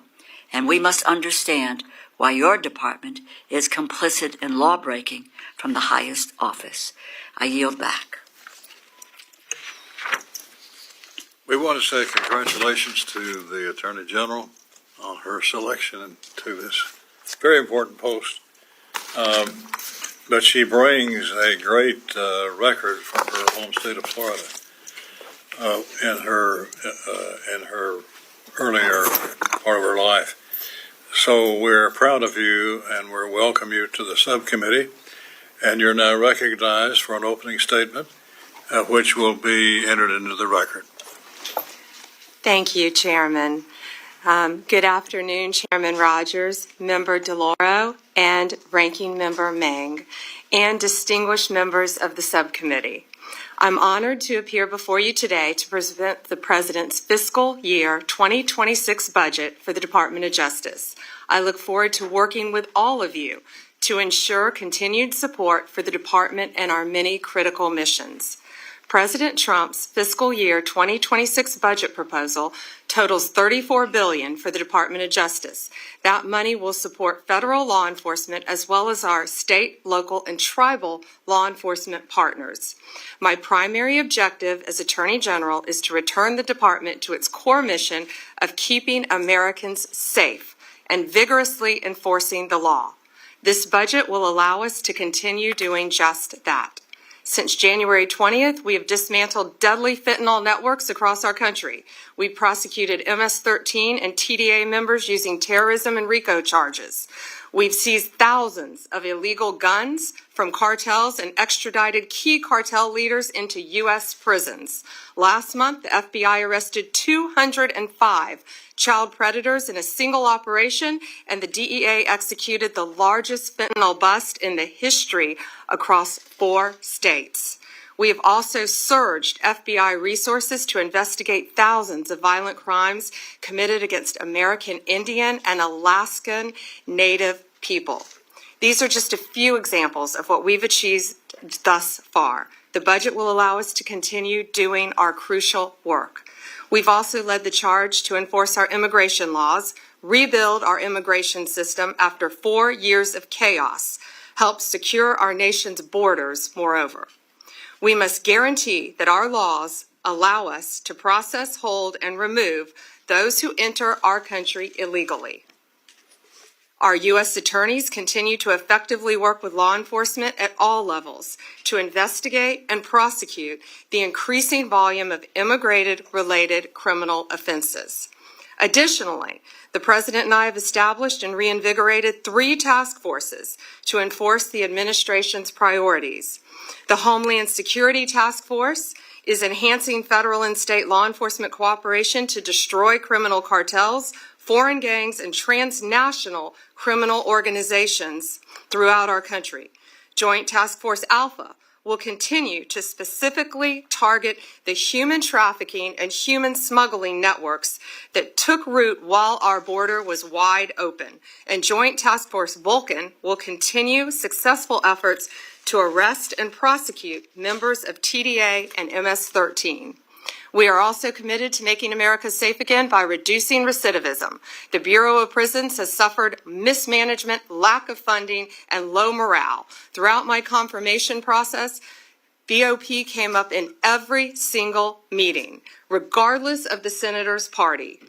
The President's budget proposal will address critical staffing shortages, enhance staff retention, and deliver positive changes to a system that has long needed improvements.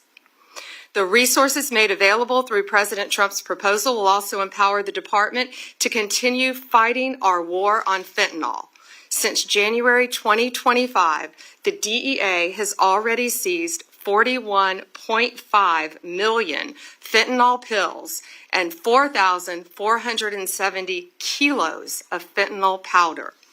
It's a historic rate, but it's not enough. We won't rest until this poison is off our streets. And finally, the 2026 budget continues my commitment to find savings in the department, reduce inefficiencies, and deliver value to the American taxpayer. In fiscal year 2026, the department will merge components that will work in overlapping areas and make our law enforcement and grant-making efforts more effective. We will emerge from this work as a leaner organization, better equipped to keep the American people safe. Chairman Rogers, Ranking Member DeLauro, Ranking Member Mang, it is my pleasure to highlight our efforts to be good stewards of these resources. I am working diligently to restore confidence and integrity to the department and each of these components. Thank you for your continued support of the department's financial needs and for the opportunity to present our budget request. I also would ask all of us now to pray for our troops in Qatar. Amen. I look forward to working with you, and I'm now happy to take any questions you might have. We will proceed under the 5-minute rule, and I will yield myself the first 5 minutes. As you know, Madam Attorney General, rural America, many parts of the country, including my district, continue to suffer from the lethal effects of illicit drug use and overdose deaths.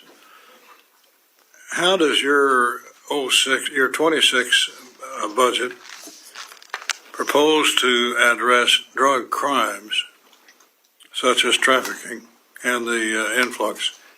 What are you doing differently than in the past?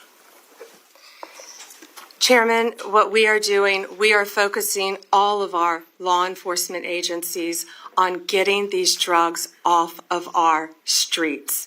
Since I was a state AG, I focused on the opioid crisis. I focused with all of our agencies working hand in hand on the drug crisis. Securing our borders, I believe, was the first step. We will continue to do that. On May 22nd, I believe, Chairman, we announced the success of Operation Raptor, the FBI-led DOJ operation that targeted fentanyl trafficking on the dark web. That's become a huge problem. You know, with added technology now, we have seen drug trafficking increased not only across our borders, not only through the mail, but also on the web. And that's something I believe that we can all work together on. I believe that crosses party lines. That's something that we all need to work together on. We've seized 144 kilos of fentanyl, 180 firearms, and over $200 million in currency and digital assets, working with 9 international partners and arresting 270 drug traffickers across 4 continents. And that was all because of Operation Raptor. On May 6th, we executed the biggest fentanyl bust in DEA's history. We dismantled a Sinaloa cartel that trafficked across 5 states: New Mexico, Arizona, Utah, Oregon, and Nevada. We seized 412 kilos of fentanyl pills, 11.5 kilos of fentanyl powder, and 49 illegal firearms. We arrested 16 accused drug traffickers. These cartels, these gangs, are so organized that they insulate their leaders. The leader of this particular cartel was living in Oregon, yet none of the drugs were with him. This was incredible police work by all of our agencies, federal agencies, working hand in hand to track them down. I met in conference rooms. We had charts, and I would invite any of you members on both sides of the aisle to come in and see these investigations of what we are trying to do to get these drugs off our streets. They are so complex. They are so complicated. And what our law enforcement have been doing is really second to none. And I am so proud. They are some of the bravest in the world. And I am so proud at what they have been doing, working with all of our state and local partners to eradicate these drugs. My point of that was in Oregon, was the leader of this particular Sinaloa gang. And again, he insulated himself. But we were able to catch him thanks to great police work, and we will continue to do that. Well, congratulations. Thank you. And thanks for the invitation. I hope we can take you up on that. During his hearing before us, FBI Director Patel indicated a lot of precursor chemicals that originated in China are now going to terrorist organizations that reroute the precursors into our country through the northern border. What can you say about that? Yes, Chairman, that's accurate. You know, I've been fighting this fentanyl epidemic since I was a state AG, when it really first came on the market. Ironically, I was recently in Poland at a security conference with all of my counterparts around the world, and I will never forget something they said to me.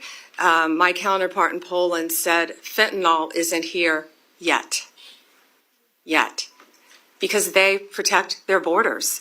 And yes, the northern border is now a great concern to all of us. I would think to everyone on this committee. And yeah, that's it. That's a great concern, but we will continue to do that. We are fighting to protect those precursors from coming in, as we know. And you know, what they keep doing is they're changing the precursors. And they continue to change them, and they continue to send them through Mexico, through Canada, on ships, through our ports of entry, into our country. But that's something we have to all work together on to stop. I went to our DEA lab. I met with our DEA. It only takes, it looks like almost 2 grains of salt. I had them put sodium chloride in a little bottle so I could show people. That's what it takes to kill you. And that's what our kids are taking. They don't realize that it is mixed. They think they're buying a Xanax, an Adderall. I can't say this enough. An oxycodone pill. They think they are buying something else, and this junk is being laced, this poison, into these pills throughout our country. And that's something I feel like we can all work together on to try to stop. But yes, that was, a very long answer to yes, it's coming in through our northern border, but we are doing everything we can to secure that. We are working with Homeland Security very closely, and they're doing an incredible job on that as well, Chairman. Ms. May. Madam Attorney General, I wanted to ask about a topic that's of great importance to many Americans and especially my constituents, which is about hate crimes. I'm really troubled that your budget proposes to end the grant programs that may help prevent some of these hate crimes. As you may know, I was the author of one of these programs, the Community-Based Approaches to Advancing Justice program, which was created in fiscal year 2022.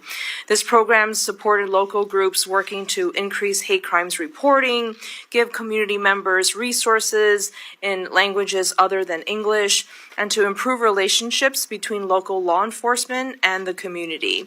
It was a direct response to the rise in hate crimes targeting Asian Americans during the COVID-19 pandemic. You may recall in March 2021, 6 women of Asian descent were tragically murdered in Atlanta, Georgia. My Hate Crimes Act passed through Congress in May of that year with bipartisan support, including from several of my colleagues on the other side of the dais. For years, I've been hearing from constituents about how scared they felt and have been hearing from members of these communities as well as experts who've told me that one of the best ways to combat hate in this country is to fund prevention programs. So not just prosecution, but also prevention. I have a letter here that hate crime survivors and family members wrote to you in May, expressing their strongest concerns about the termination of these grants. Signed by people like family members of Emmett Till, James Byrd Jr., Matthew Shepard, and survivors of the Pittsburgh synagogue shooting. I ask unanimous consent to enter into the hearing record this letter from these survivors and family members to Attorney General Bondi regarding the termination of hate crimes related grant programs.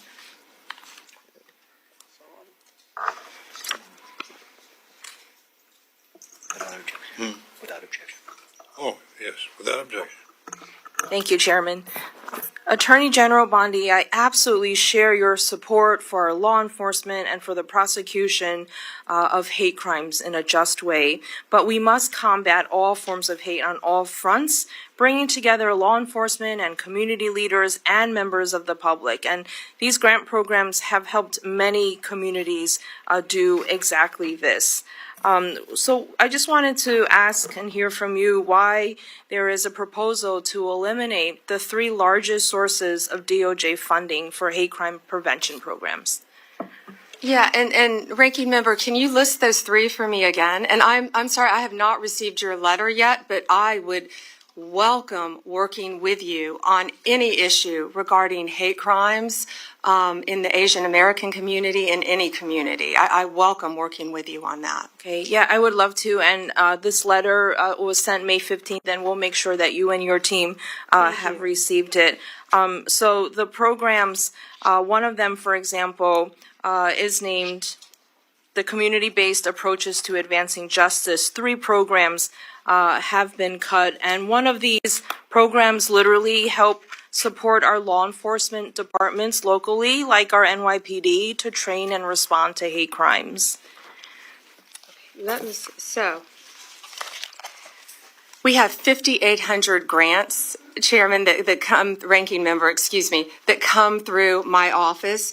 365 have been cut so far. That's approximately 6%.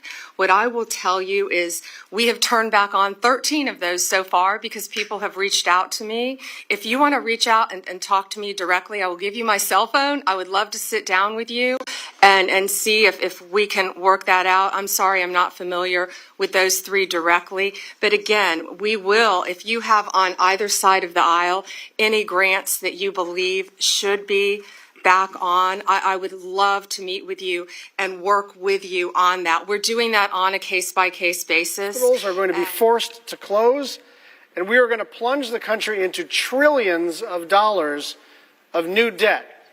Now, what is this all for? Is it to improve our schools and roads? Is it to make housing and child care more affordable? Is it because we're in the middle of a crisis that just has to be paid for? Or we're going to pay down the national debt? No, it's none of those things.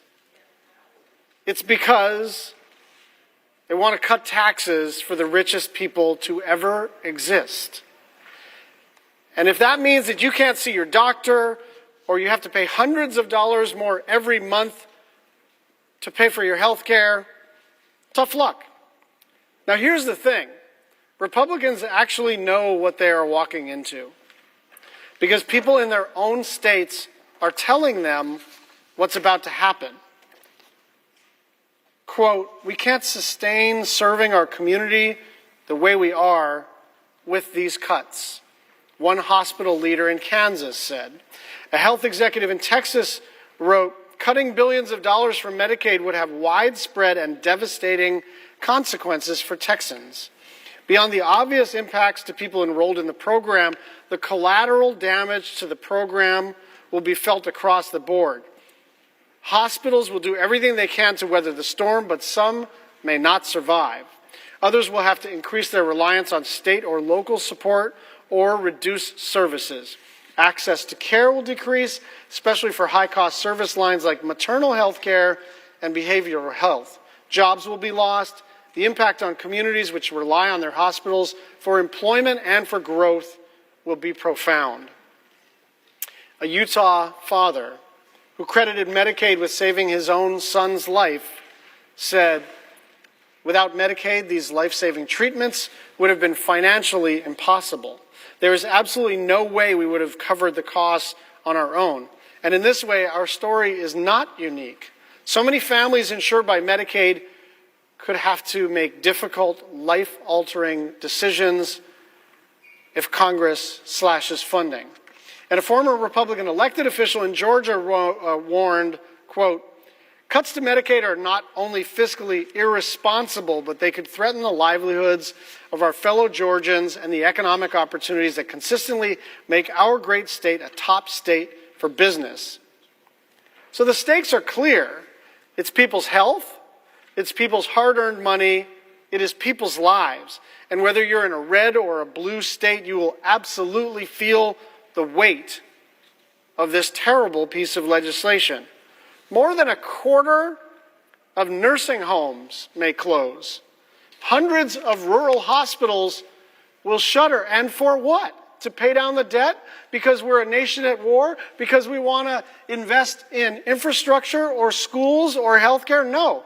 The reason they are making these cuts to food assistance, the reason they are making these cuts to rural hospitals, the reason they are making these cuts so that people are going to have to pay several $100s more per month for their own health care is to create enough revenue for the biggest tax cut, the biggest wealth transfer from working people to wealthy people in the history of the United States of America.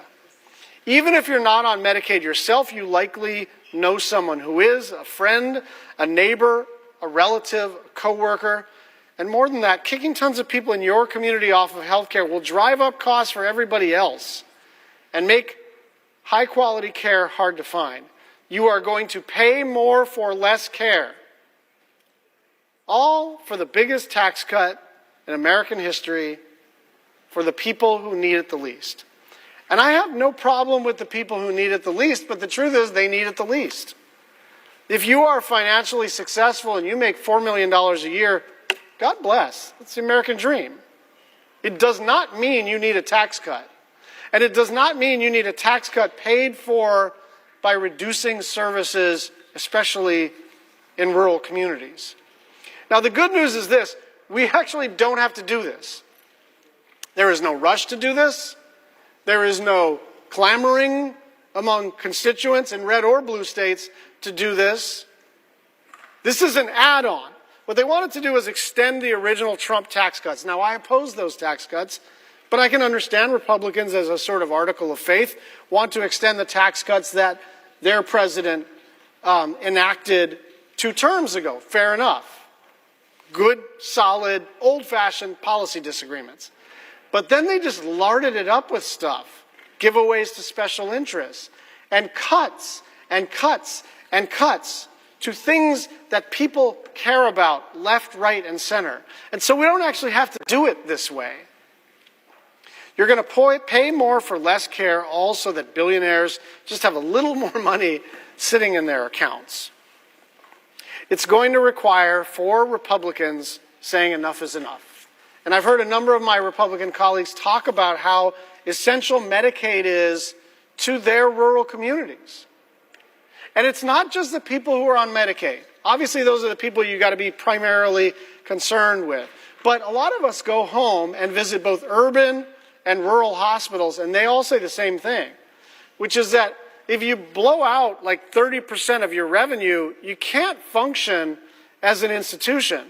So it's not just a question of whether you personally are on Medicaid or you personally care about Medicaid. It's about, does your rural hospital even survive after this bill is enacted? Nobody wants this, and there is still time to kill this bill. I yield the floor.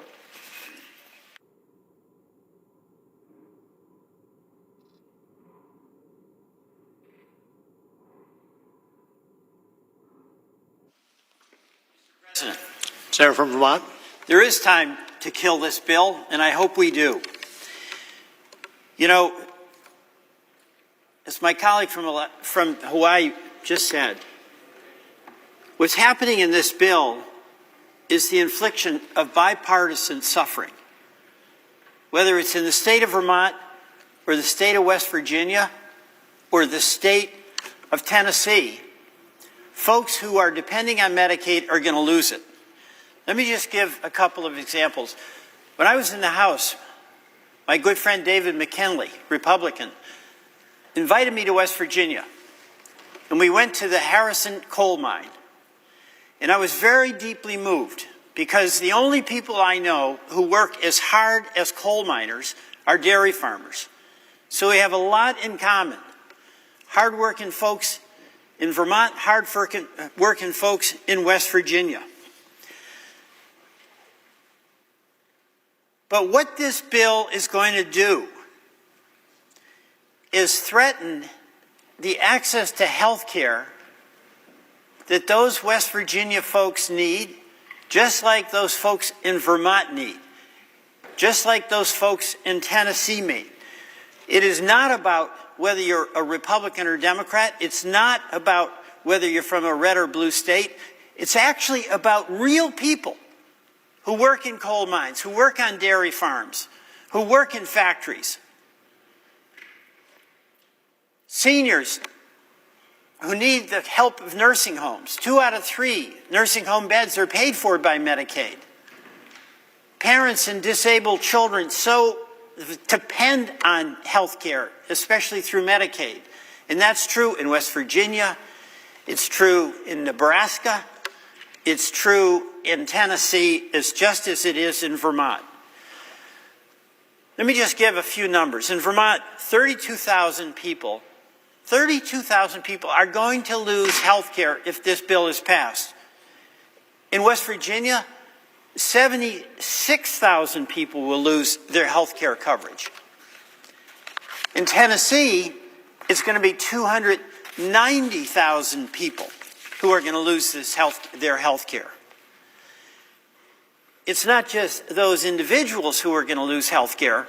This budget reconciliation bill, the big beautiful bill, the big bad betrayal, there's real consequences to this that are going to be devastating to rural America. And we have a lot in common in Vermont with so many other parts of rural America, like West Virginia and like Tennessee. Rural hospitals will close, and people will be forced to travel for their care so far that they oftentimes won't be able to get it. And the sad reality, you take away people's health care, they're going to get sick and stay sick. You take away people's health care, and people are going to die. You know, the American Hospitals Association showed that this bill will likely close 338 hospitals in rural communities across the entire country, in your state and in mine. In Vermont, the fear is 3 out of 14 hospitals are at risk of closure with the passage of this bill. In West Virginia, 7 hospitals are at the risk of closure. And in Tennessee, 9 hospitals will be immediately at the risk of closure. You know what happens too? And it's like we don't even debate this. We don't even discuss it when this reality is about to strike a hammer blow to folks in rural America. If people lose their health care, it doesn't mean they don't need health care. It just means they can't pay for health care. So folks in Vermont who were depending on Medicaid are going to show up at our rural hospitals. Our hospitals are under a legal requirement to provide care. By the way, they would provide care even without a legal requirement, because that's what we do in rural America. We help folks who need help.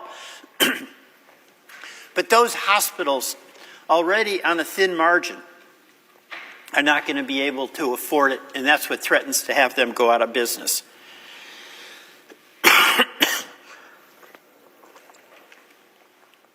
And then we know the spiral. Mr. President, this bill in Vermont is going to result in over $200 million pardon me, in uncompensated care in the next 10 years. In West Virginia, it's $1.4 billion. In Tennessee, it's over $3.5 billion. These rural hospitals, they provide critical care to people in need. We've got to protect the people first. We take away their hospitals, they have no protection. We've got to protect the struggles that communities in rural America have to keep a strong community sense against the enormous pressures that they face. There's a cruelty in this bill. There's an irresponsibility in the Senate if we don't acknowledge explicitly what the impact of this bill will be on the people we represent, pardon me, on the hospitals that are dependent on us, and on the future of community strength in all of our rural communities. Let's kill this bill. Mr. President, I yield back.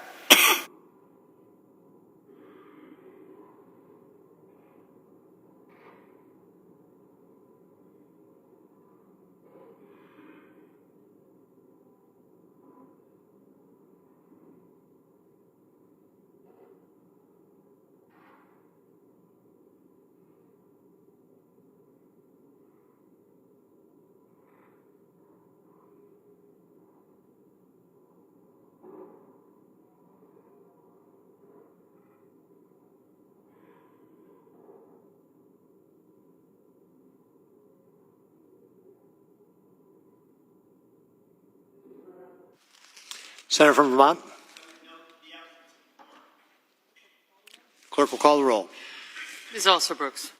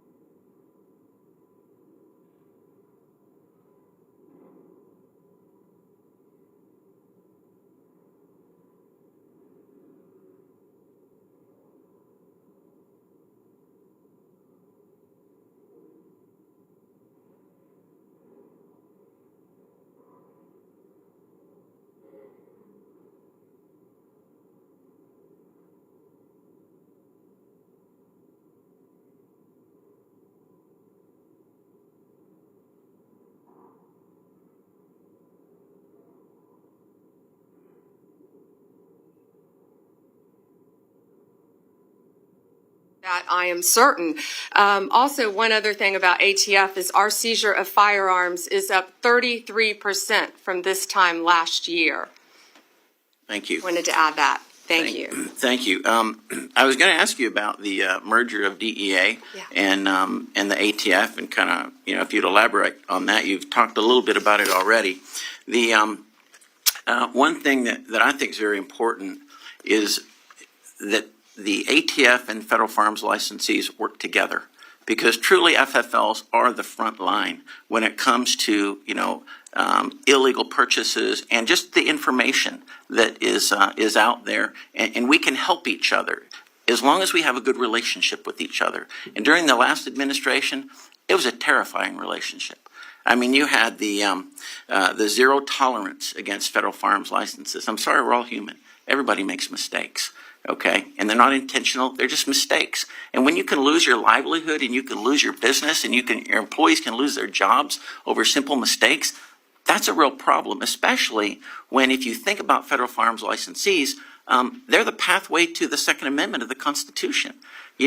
They enable individual participation in the protection of liberty. I mean, that's what federal firearms licensees do. So I think it's really important to have that critical relationship between ATF and the federal firearms licensees. And, when the inspectors, when the ATF went from the Treasury to the Department of Justice, and the inspection side of it, when the IOIs, when they were, industry operations inspectors, when they became industry operations investigators, okay, you investigate crime, you really inspect records. That was concerning to me.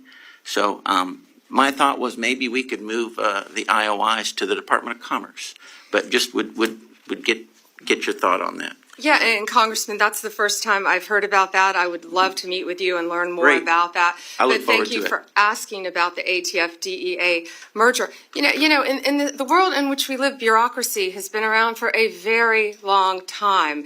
And just because things have been done one way for decades and decades doesn't mean that is the most efficient way to do them in the future. And that I'm a career prosecutor. I care about ATF. I went to ATF's memorial service service. We are doing everything we can to put those ATF agents on the street where they want to be. Anyone in modern day history, the years of prohibition are over. ATF, they want to be on the street. They want to be working hand in hand with DEA. That's what they do. No redundancy, no repeat of investigations. They are going to be working together, and that's what this reorganization does. And they're all going to be, it's going to be a great marriage between those two agencies. They're working hand in hand on task forces already. Now they will be working under one umbrella, and it's going to be great for our country. Thank you very much. Thank I you. yield back. It's expired. Mr. Ivey? Thank you, Mr. Chairman. I wanted to follow up on what Congressman Gonzalez raised with you with respect to the new environment that we're in now with the essentially a war with Iran.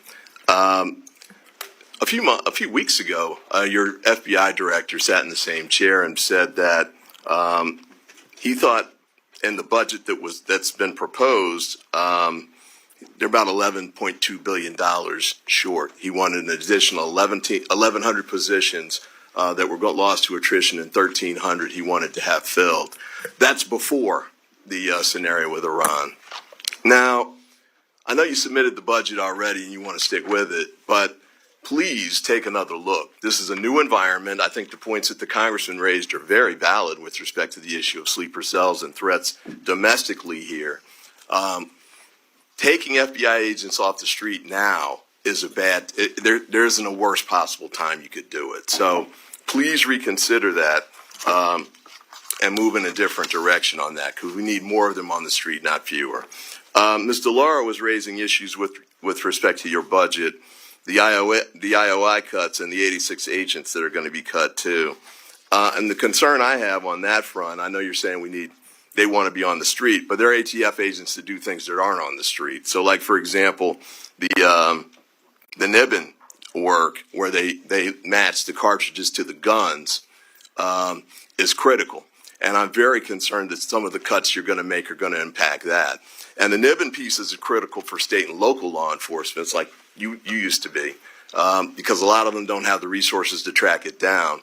And the information that they can get, they can turn it around in 48 hours. So the man who attempted to assassinate now President Trump, the connection that was made was through this apparatus, this approach. The same thing with the Minnesota assassin. So that's an area where we can't afford to have those kind of cuts, I don't think, at this time. And the performance of fewer regulatory inspections. I had gun dealers in my district who needed those inspections to take place. And important findings have been made, certainly with respect to tracking crime guns and cracking down on gun dealers who are working illicitly. I'm not saying they all do. I mean, many of them operate in the right way, but the only way to track it down is through inspections that have to be aggressive. And by the way, even under the current regime or the previous regime, I think some of them didn't get inspections for maybe every 10 years or so. So it wasn't like it's a constant harassment piece. But I've got some folks here in the corner of the hearing room who are from my district. Moms Demand Action, DMV Mothers Like Me, Women's Missionary Society. I met with them a few weeks ago, and the concern was the issue of gun violence on our streets and the desire to make sure that the federal presence continues to push hard to make sure we close those cases. You're reducing resources, you're reducing the number of agents, as Mr. Patel said. That's moving in the opposite direction. What response would you give to them with respect to the steps that you're taking to make sure not only that we stay safe, but we get even safer and do even more to get violent offenders off the street and get the guns off the street before the violent offenders get them? So first, Congressman Ivey, you're a former prosecutor, and I'm smiling because I could see that in some of your questions. Thank you for those questions. I'm going to try to answer them all in order of how you ask them. You ask about the FBI, our budget, and Director Patel clarified that in front of the Senate, I think, and our budget includes $10.1 billion, 12,926 agents for the FBI. I think clarification would be gentle. It was a complete flip-flop on what he said when he was here. So he was asked 3 times by prioritized. Ms. DeLauro just to make sure that he was right about what he had said when he was testifying. They prioritize realignment of personnel to the field to carry out national security, which you just talked about, intelligence, criminal law enforcement, and criminal justice missions. The budget. Can I just keep? I only have 34 seconds to answer I've got and I three really quick want to questions answer. for you, and I'd love You're to get, asking three I'd love questions to, and you I'd love haven't to get let your me answer answers. one. I'd love I want to to get your talk about answers in Niven. writing. Quick questions. Niven. When you were the Attorney General in Florida, Chairman, can I answer you the offered, question? You offered, after the Parkland shooting, I believe this is my time, under the rules, and I had... Stop the clock. Can we stop the clock? Stop the clock at a different. Mr. Chairman, what I just said was, if you could submit your answers in writing, that would be great. I don't think I've made any kind of statement that's been accusatory with respect to her or her professional reputation. There's been no attack on her. These were just questions that were asked. I'm seeking the answers in writing, which would be great. But I have a couple others that I'd like to ask too, and we'll do them on... No, it hasn't. You cut me off when there were 30 seconds left. Yeah. So... Well, that's true too. A couple of you all went over like a minute and a half. Over almost 2 minutes.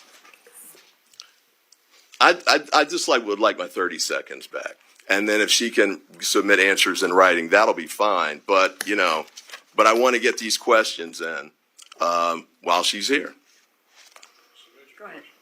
No. I want to ask the questions, and she can submit the answers. This is my 5 minutes. I get to do it the way I want to do it. Under the committee rules and under the House rules. These are my 5 minutes. And as I said, I have not been disrespectful to this witness. I have not. Or... I feel like you did. I feel like you did. Okay. When you were the Attorney General in Florida, after the Parkland shooting, my understanding is that you moved to ban gun sales to people under 21. Is that a position that you would take now as the Attorney General? I have a bill, H.R. 2368, which does something like that. I would be interested in if you'd be willing to co-sponsor or support that bill. You also moved to enact red flag laws, allowing a judge temporarily to confiscate weapons when he or she viewed that the person was at risk of hurting himself or someone else.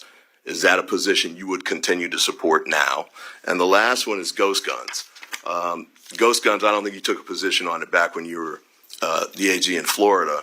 But we've had 2 bills come through here in the Congress, all Democratic co-sponsors.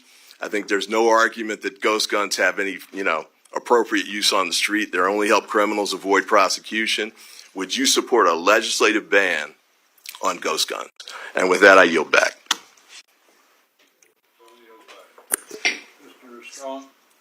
Thank you, Chairman Rogers, Ranking Member Ming, for having this hearing today. I'd also like to thank the subcommittee staff for their hard work. Attorney General Bondi, thank you for being here today. I commend you for your efforts to prioritize President Trump's America First agenda and commitment to making America safe again. As you know, I represent Alabama's 5th Congressional District, which includes Huntsville and Redstone Arsenal. I'm especially supportive of the FBI Director Patel's plan for the continued movement of FBI personnel to North Alabama. My district has repeatedly answered the call to support our law enforcement agencies with a second-to-none workforce, cutting-edge facilities, and room for growth. Attorney General Bondi, do you support the FBI's plan to move additional personnel and programs to Redstone Arsenal and out of the Beltway? Thank you, Congressman, for your question. And yes, we are moving 500 additional personnel from D.C. to Alabama, to Redstone. Redstone is a state-of-the-art facility. It will enhance everything we do, training for FBI, training for other employees, and Huntsville provides the most cost-effective location with a distinct partnership opportunities, and we support all of that that's happening, and I look forward to visiting it one day. Could I have a couple minutes to answer a couple of Please your do. fellow congressman's questions? Thank you. He asked me about NIBN, and yet he didn't want to hear my answer. NIBN means National Integrated Ballistics Enforcement Network. I'm very aware of that. We are not cutting that. ATF's receiving $66 million. It's an important program. And I know he would not intentionally attempt to mislead anyone by saying that I'm trying to cut that, but that's not being cut. I'm a career prosecutor. I've used that. I'm sure he's used it as a prosecutor. It's an important program that provides critical support to 7,200 state and local partners we work with. It's a key element to combat violent crime and firearms. So I am a huge supporter of NIBN, and we will continue to do that. You asked me to talk to moms. I will always speak to moms in my office in any environment. Yes, and I lived the Parkland shooting. I still talk to and meet with all of those families, both Democrat and Republican alike. I will continue to do that as a career prosecutor. Speaking of moms, I'm sure you met with Patty Morrill, Patty Moran. She is the mom of a murdered woman in your district. I'm sure you met with her. I'm sure he met with Tammy Nobles, Kayla Hamilton. That was her daughter who got murdered. So yes, I'm willing to meet with any mom from any side of the aisle. And thank you, Congressman, for letting me discuss that. Well, would the gentleman yield? I want to move my questions. In my district, we have the FBI, the ATF, DHS working together to address bombing incidents and use of explosives. The FBI's Hazardous Device School and Terrorist Explosive Device Analytics Center, affectionately known as TDAC, the ATF's National Center for Explosives Training and Research, and the U.S. Bomb Data Center are all located at Redstone Arsenal. As mentioned, ATF's National Center for Explosives and Training Research is a world-class facility located at Redstone. The center provides remarkable training facilities and specializes in life-saving explosives and arsons training. Can you discuss how merging the ATF with the DEA will streamline their activities while ensuring their critical and unique capabilities are maintained?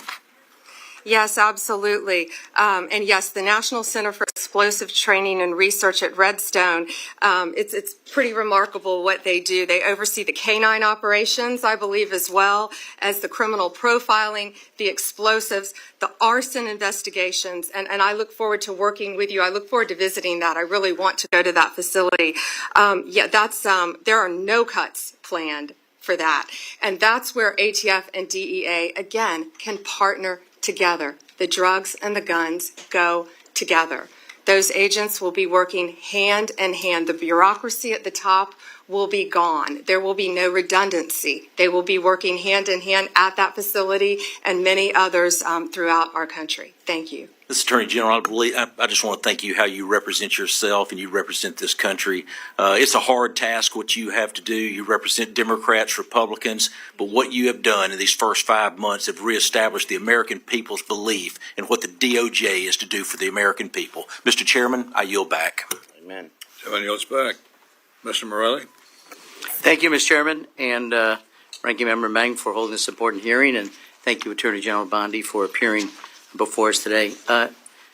Madam Attorney General, I serve in addition to the Appropriations Committee as a ranking member of the Committee on House Administration. I sent you a letter last week along with my Republican counterpart, Chairman Brian Stile, requesting an increase in federal prosecutory resources to address threats against members of Congress, particularly in light of what happened last week in Minnesota, that tragedy. In 2024, the U.S. Capitol Police identified and received nearly 9,500 concerning statements or threats against members.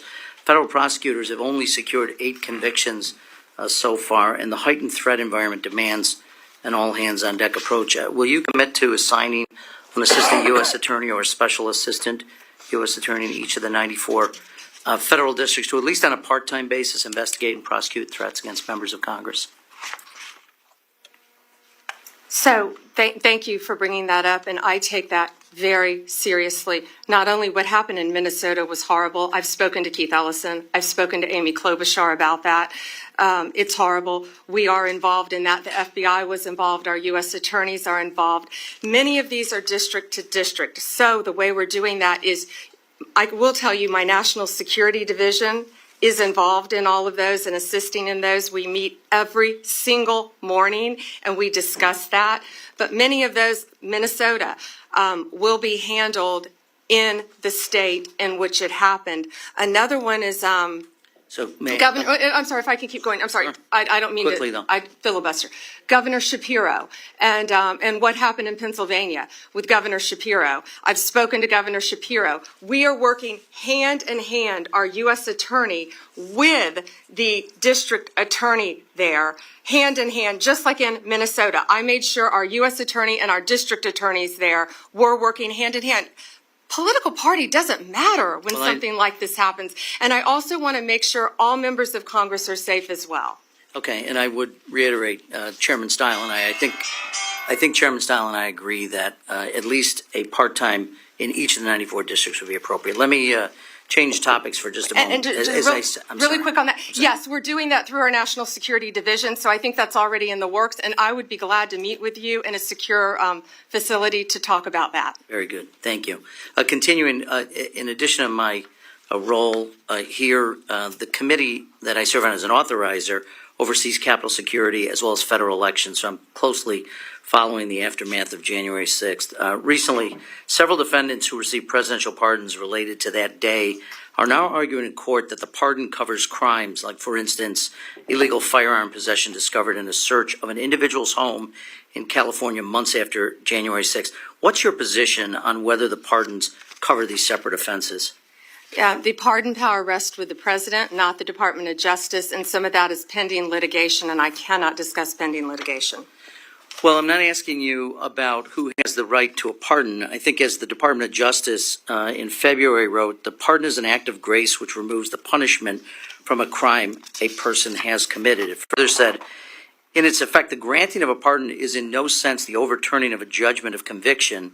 It is an executive action that mitigates or sets aside punishment. So as the chief law enforcement officer, what's your opinion, not the president's power of whether he can offer a pardon? That's pretty clear in the Constitution. But for crimes committed unrelated to January 6th, would you suggest that the pardons would cover activities or crimes potentially committed outside of that by the same person? Well, I don't know if you're referring to Joe Biden pardoning his son after he said he would not pardon Hunter Biden, or the no, I actually commutation referred of to all January the 6th. I'm sorry. all the sentences that the people that were on death row. I've met with those families, and all of those sentences were commuted. I'm not going to comment on pardons on either side of the aisle. So, well, I'm not asking about either side. I'm asking, you're the chief law enforcement officer in the United States. You have a responsibility directly, but you swore an oath to the Constitution, not the president. Want to know what your views are on the extent to which pardons cover potential crimes committed by individuals who have been pardoned but unrelated to January 6th. Do you mean the ones that were done by the auto pen? I'm not going to discuss anything that Mr. could Chairman, be or not be pending litigation. Respectfully, Ms. DeLauro accused you of filibustering. I think that's the height of filibustering. This is a serious, serious topic, and for you to suggest that you don't have an opinion or to divert to other things that had nothing to do with January 6th pardons, I think is, frankly, demeaning to your responsibilities and your job. With that, I'll yield back. Mr. Klein? Thank you, Mr. Chairman. Attorney General, thank you for being here today. When I am home in my district talking to my constituents, they are concerned about their safety. They are concerned about the safety of their communities, the safety of their neighborhoods. And as we have spoken many times under your leadership, the DOJ has taken decisive steps to restore the rule of law, to tackle violent crime, and to hold both foreign and domestic bad actors accountable. I read your opening statement, and I've just wanted to give you an opportunity to go back again and talk about, in light of 4 years of open borders, the drugs that are coming in, the sex trafficking, the human trafficking, the gangs that have moved in, the terrorism that has infiltrated the United States, the sleeper cells that may or may not be present in this country, the political prosecutions that we saw over the 4 years of the Biden administration, the fact that we are restoring integrity to the office and the rule of law. Can you restate for my constituents how the actions of the Department of Justice and your agencies are keeping them safe? Thank you, Congressman. And we have also been working hand in hand on a task force with your governor, with Governor Youngkin. And we started a task force with Governor Youngkin, and that's something that we would like to take to every single state, both Democrat and Republican. And that's how we've been able to fight these gangs, these transnational cartels, these organizations, these criminal organizations. And it was really remarkable. One of the top members of TDA was living 20 minutes from where we're sitting right now in Virginia, and working hand in hand, regardless of political party, with state and local law enforcement officers throughout the state of Virginia. We were able to dismantle a major gang, and there are so many gang members, and he was another one who was living there. I think when he was arrested, he had multiple, and ATF was involved in that, multiple guns when he was arrested, but he did not have any of the drugs on him. He had insulated himself because he was one of the leaders of the criminal organization. And so these task force working together with the state of Virginia have been remarkable. So that's one way to break it down, what we've done. And we're just so proud of the partnership that we've had with your state, dismantling the gangs, the guns, the drugs, and we'll continue to do that. And when you have that partnership, you can get a lot done. You can get so much done. Secure a safer community for the people living there. When you have sanctuary states like California and who are preventing you from actually getting in there and actually getting the gangs off the streets, getting the drugs and the human trafficking off the streets, that hurts the people of those states. You know, when the streets of Los Angeles descended into scenes more fitting of a failed state than a major American city, mobs setting fire to police cruisers and looting entire city blocks, videos online showing American flags being burned and the flags of foreign nations being flown, some carried by rioters proudly waving them through smoke-filled streets. The Department of Homeland Security has revealed new data saying that ICE law enforcement is now facing a 500% increase in assaults while carrying out enforcement operations. Can you describe what actions you've taken to hold these sanctuary jurisdictions accountable? And I have a couple questions after that. Yeah, thank you. To California specifically, and we have made it very clear. If you spit, I believe it was an ICE officer, someone spit on him, we charge them federally. We will charge you if you spit on a law enforcement officer. If you loot under the Hobbs Act, that is a robbery, and we will charge you with robbery. We are going after the maximum penalty federally for anyone who touches a federal agent, and we are also going to protect our state and local law enforcement agencies and officers. The men and women every day around this country, whether it's a blue or red or purple state, are out there fighting crime. That's what they care about. They care about keeping every single one of us safe. That's and to be in a period of morning business with senators permitted to speak therein for up to 10 minutes each. Without objection. I ask unanimous consent that when the Senate completes its business today, it stand adjourned until 2:15 p.m.